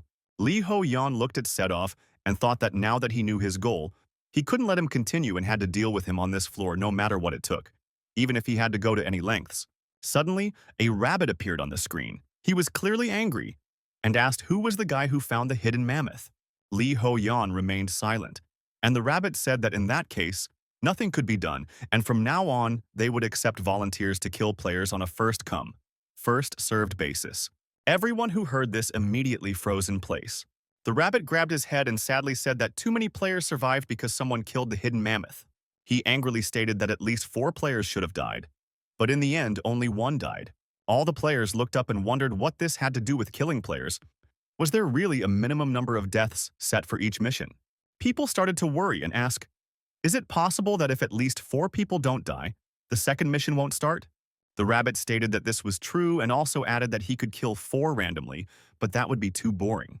After which he added something about killing players. People will be able to get a special reward. Therefore, it is better to choose an easy target for your first kill. Li Ho Yan couldn't believe it. Why was this video trying to reduce the number of players? Because what was the point of this hidden mammoth then? One of the players looked at the rabbit and said that it was not logical, because no one demanded to get a hidden animal, the guy thought for a bit, and added that the rabbit just wanted to watch how they cut each other. One of the players asked about the cat whether he could even talk to the manager like that, to which the guy replied that the video was off-screen and he couldn't do anything. He added for fifth that the rabbit only threatened but never touched them. Li Ho Yan tried to stop him. The blood ran cold as Li Ho Yan received instructions to never provoke this rabbit. The guy kept talking about how this was their most common opener, and his job was to simply explain the missions. But the next second he found himself without an arm. The man screamed in pain and grabbed his wound. The rabbit, meanwhile, said that he had already warned others that he did not like being ignored. He looked at the man and asked, did the guy really think that if the rabbit was behind the screen then he wouldn't be able to get to them? After this, the rabbit crawled out of the screen a little and declared that there was nothing logical here. Smiling with his crooked teeth, the rabbit asked for the last time, would they kill each other or would they want to die by his hand? Surprisingly, 2 players agreed. It was Li Ho Yan and the gray-haired guy. Li Ho Yan decided that this might be his chance, and the system, meanwhile, announced that a new mission for 2 players was about to begin. Li Ho Yan looked at his opponent, thinking that it didn't matter what would happen if he finished him off here. Gray-haired said, with a smile, that this was quite unexpected, and added that he did not plan to kill our hero and did not expect that Li Ho Yan would choose such a strong opponent. The man laughed and said that he couldn't handle our hero's skills, after which he asked if Li Ho Yan was sure that he wanted to continue. Li Ho Yan summoned his weapon and stated that one should not judge the enemy's strength only by the number of kills. The man was surprised. He realized that Li Ho Yan knew about the killer's eyes. Li Ho Yan immediately went on the attack, stating that there were many ways to become stronger in the tower, and killing was just the easiest way out for cowards. Li Ho Yan rushed to attack, but he immediately noticed that this man was indeed stronger. And now that they have crossed their blades, Li Ho Yan feels it more and more clearly. Even with his unique blade, Li Ho Yan can barely parry this guy's blows. The difference in strength was indeed too obvious.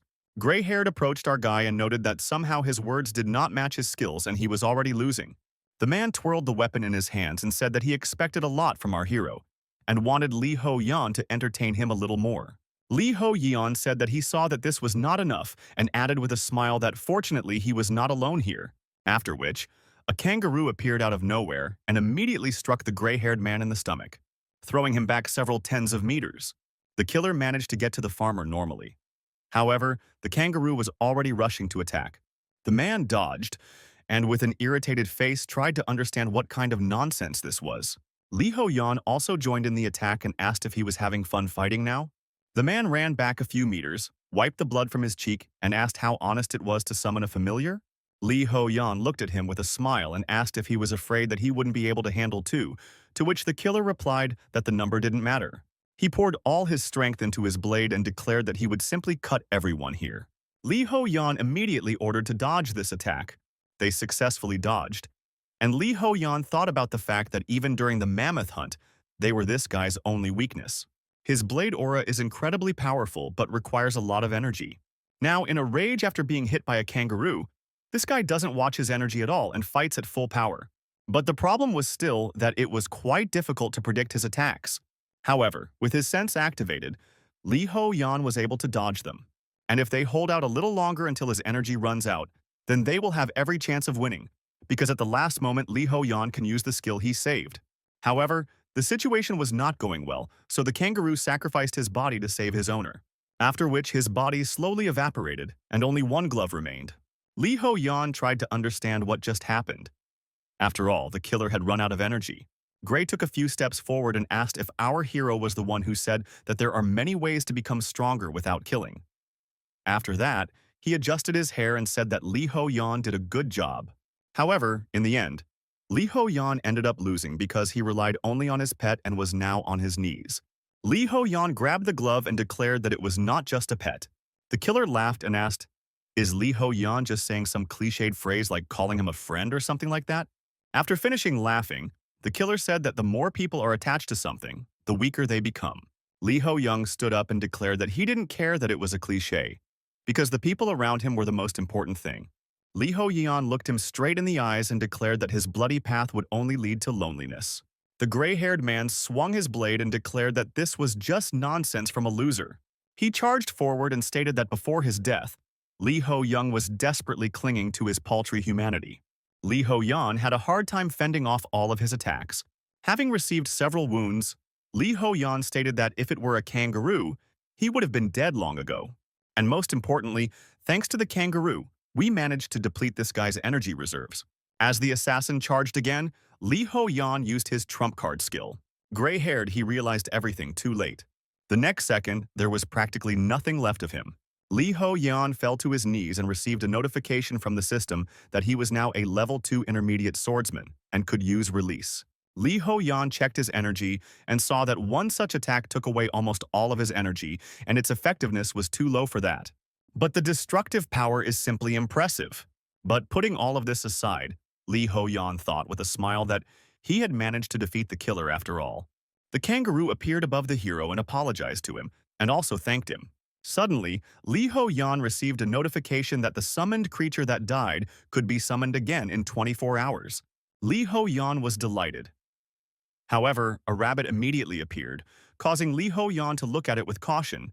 The rabbit said that this was quite unexpected, after which he laughed and added that he liked obedient people, and also congratulated our hero on his victory, but asked not to flatter himself too much. Because now that the killer is dead, the missions will become even more difficult. Li Ho Yan slowly stood up and asked what he meant. The rabbit burst out laughing.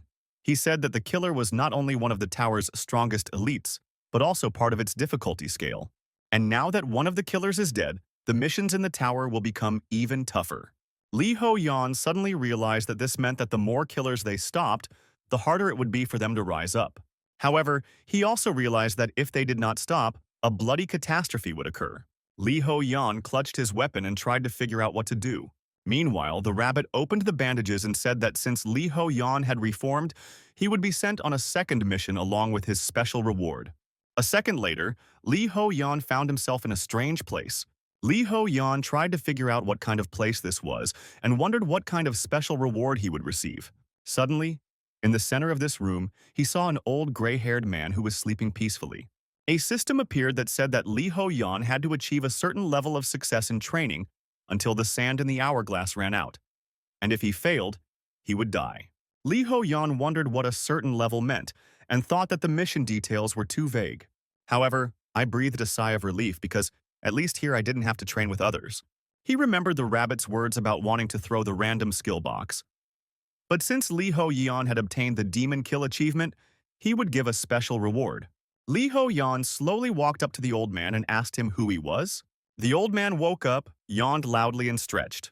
After that, he took a few steps forward and declared that his name was the heavenly demon who would become our hero's master. Li Ho Yan wondered if he was a heavenly demon like in all the novels, but he noticed that this old man looked more like a Shaolin monk. The master immediately hit our hero on the head with a stick and declared that he had impure thoughts. He wondered if this guy could really read his thoughts. Just when Li Ho Yan suddenly thought about it, this strike was very obvious, but Li Ho Yan still couldn't react in time. The man said that this was the level of the scum, and he would repeat it, so Li Ho Yan should watch carefully and try to block this blow. Li Ho Yan grabbed his weapon, saying that the attack was unexpected.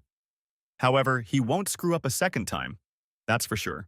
Li Ho Yan used his absolute sense skill. However, he again got hit on the head with a stick despite all his efforts. The man hid the stick and said that Li Ho Yan could certainly increase his perception.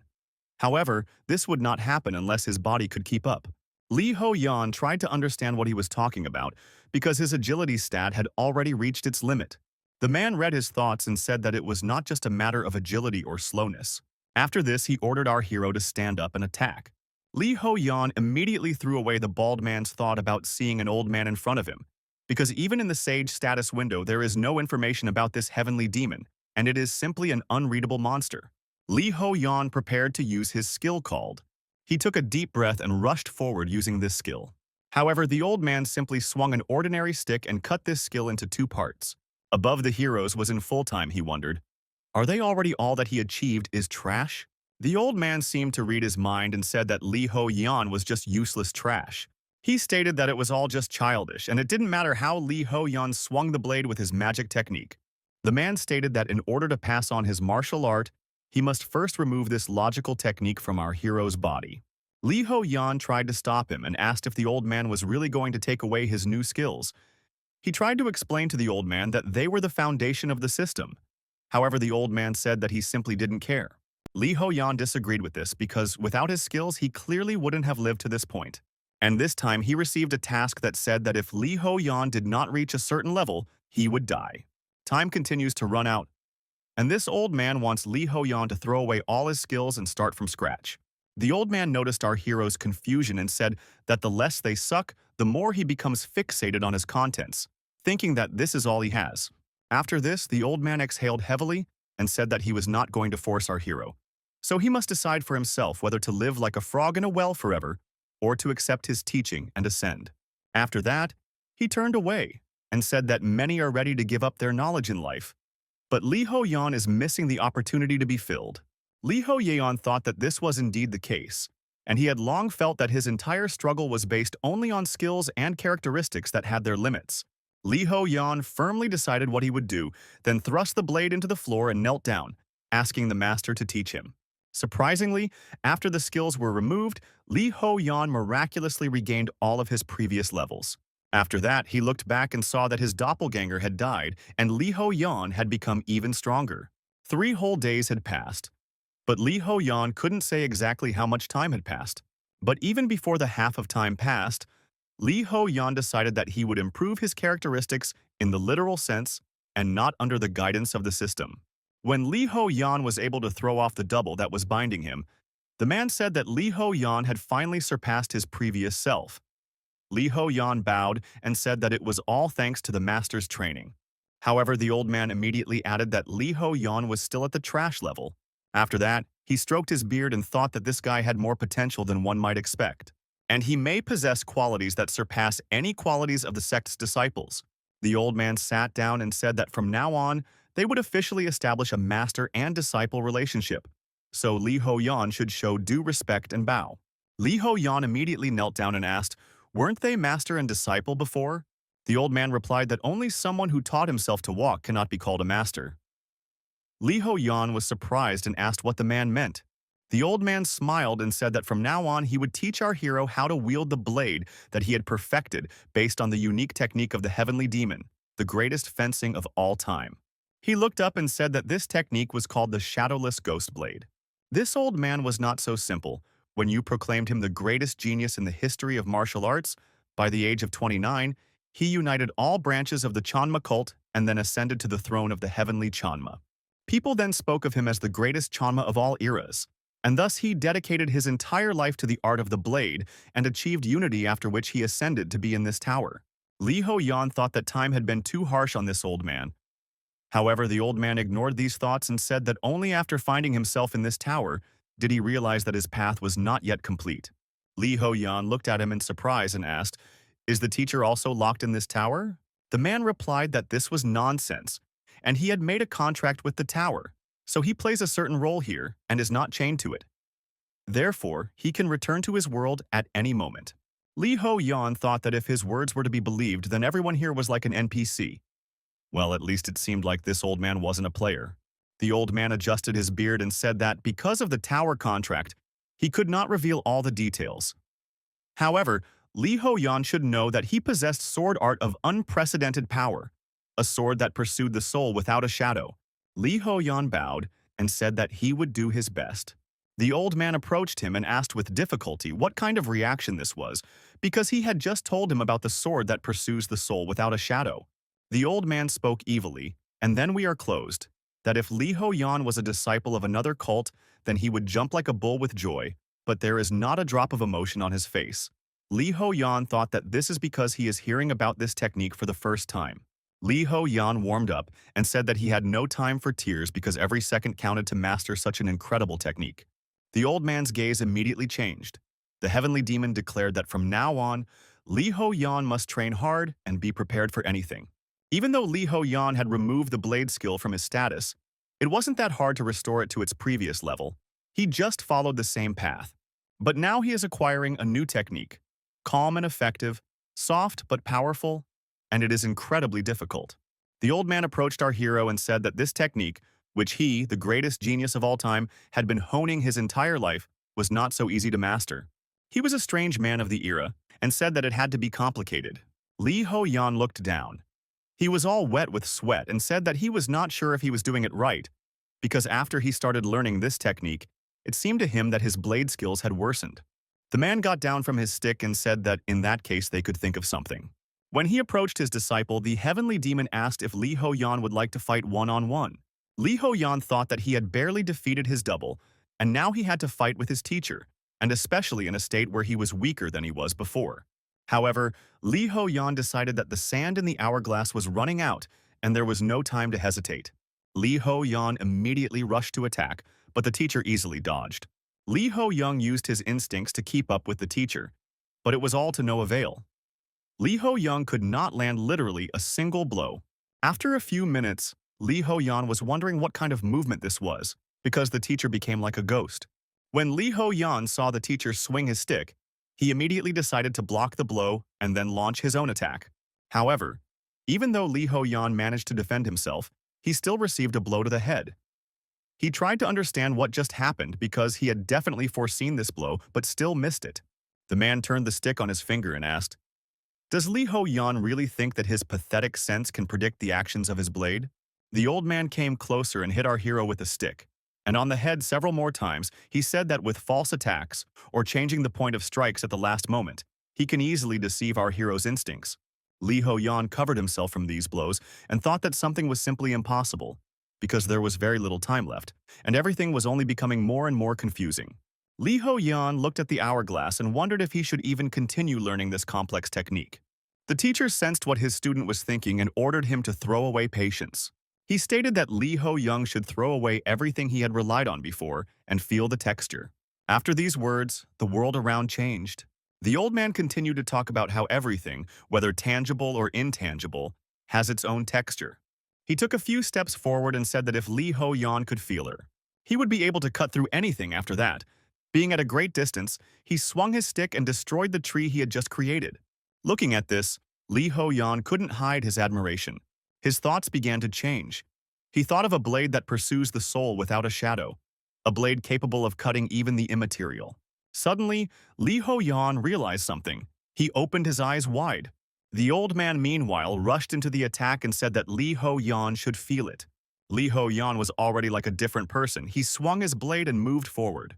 It all happened in a split second. The stick, cut in two, flew into the air. The man looked at his stump and then at his student with a slight smile. Li Ho Yan was able to master the basics of this technique and looked at his new blade with a smile. The old man took a few steps forward and asked if his wayward disciple had begun to understand something. Li Ho Yan bowed and said that at that moment he had grasped the true depth of the teachings. The master thought that despite the fact that he tried to clearly outline the path of the blade, not everyone is given the ability to see its true essence. After a short pause, the master said that she, the hero, must remember that the secret of the blade that pursues the soul without a shadow lies not in filling but in emptying. He looked up and declared that Li Ho Yan would only attain true mastery when he reached the limit by discarding all that was unnecessary. Li Ho Yan recalled meeting this old man. Back then he thought that a variety of techniques would bring more benefits, however, having succumbed to the temptation of immediate gain. In search of better techniques, Li Ho Yan would never have been able to comprehend the depth of this style. Li Ho Young, in his head, compared it to how no hairstyle could outshine the shine of a bald head. The master read his thoughts and asked if Li Ho Yan was really asking for punishment until the very end. After this, he hit our hero hard on the head with the stump of his stick. Time was running out, but Li Ho Yan managed to do everything.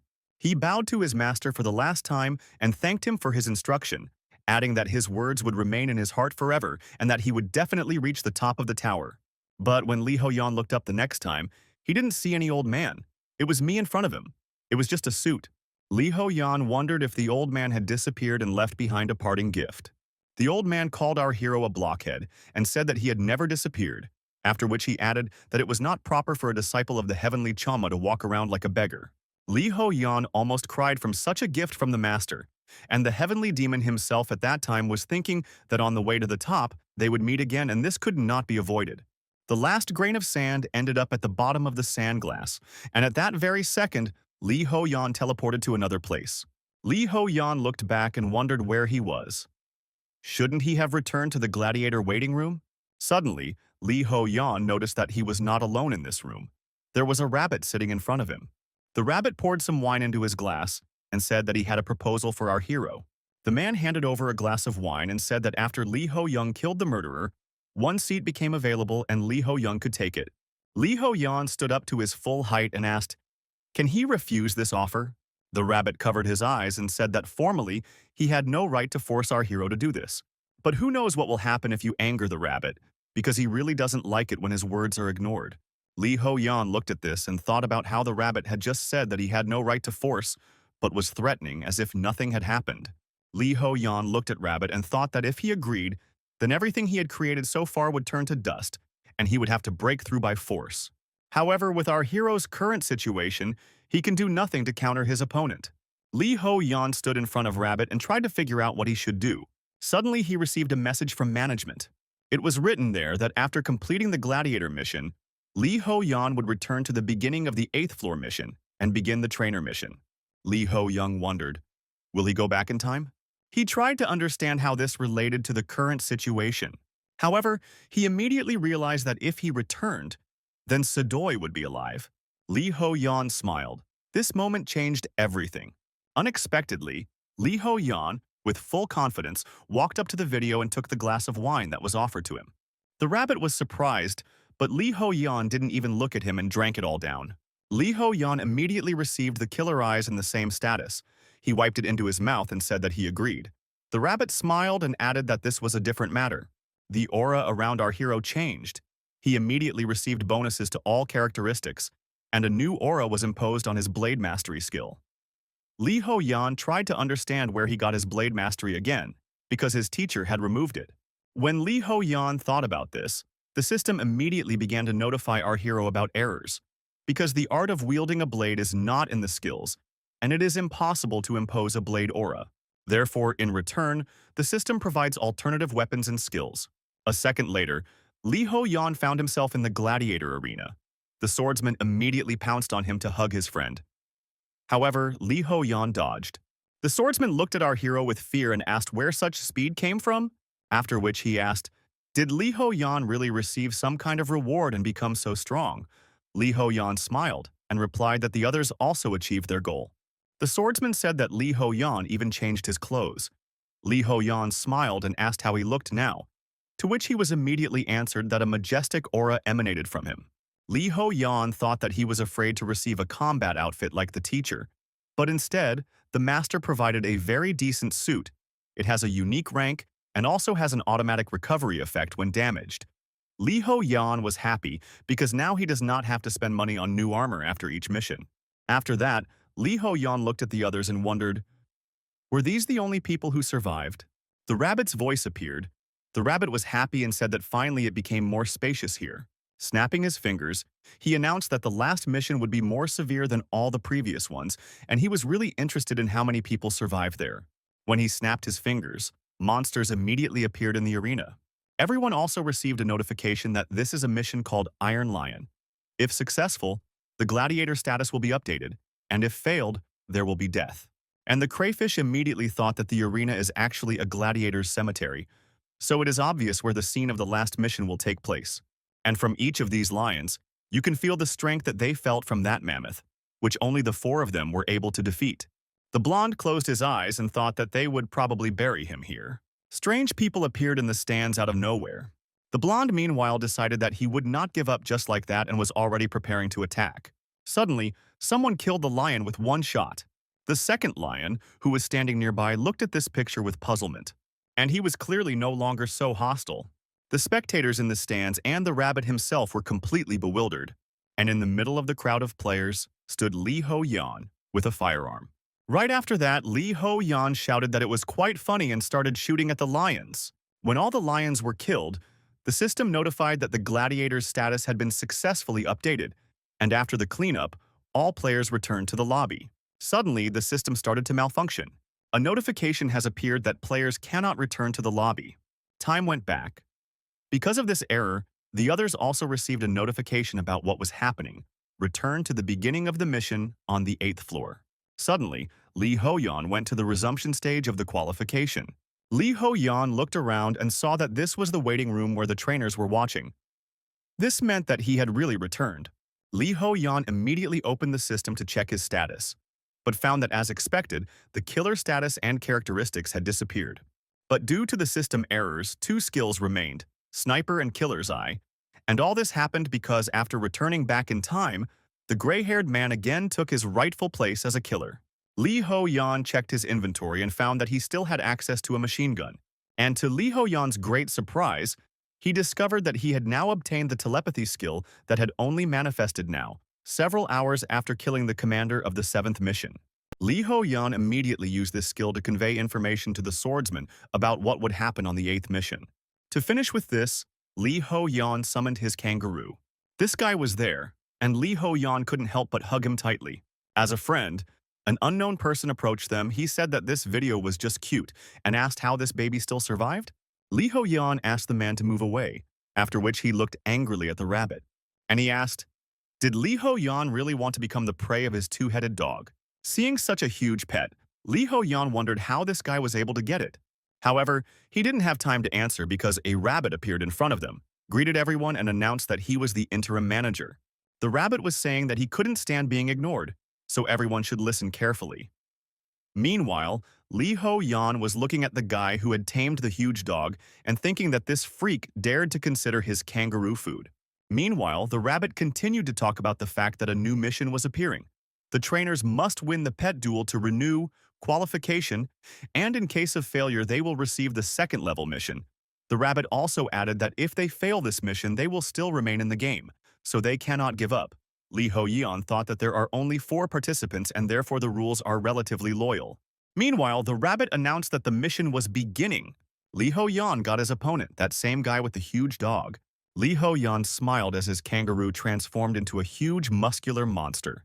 The man smiled and said that he must have been mistaken, and that kangaroo was not an ordinary pet.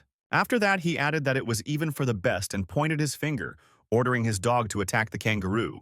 Li Ho Yan looked at this huge dog and thought that the man was a bad trainer, because with proper training, you can raise a pet that is not inferior to the fighting class. After all, by focusing on developing a pet, the combat power of the main owner inevitably remains below average. Therefore, from the point of view of a pet forced to protect its owner, there is a limitation of the combat range. Thinking about all this, Li Ho Yeon decided that now it was clear why there were so few trainers. A few minutes passed. This guy was completely defeated. He said that he couldn't believe it and asked why the trainer Li Ho Yan was so good with a blade. But now everything has changed. Before, Li Ho Yan was only focused on his attack, so he didn't have the synchronicity of a kangaroo. But now he feels it.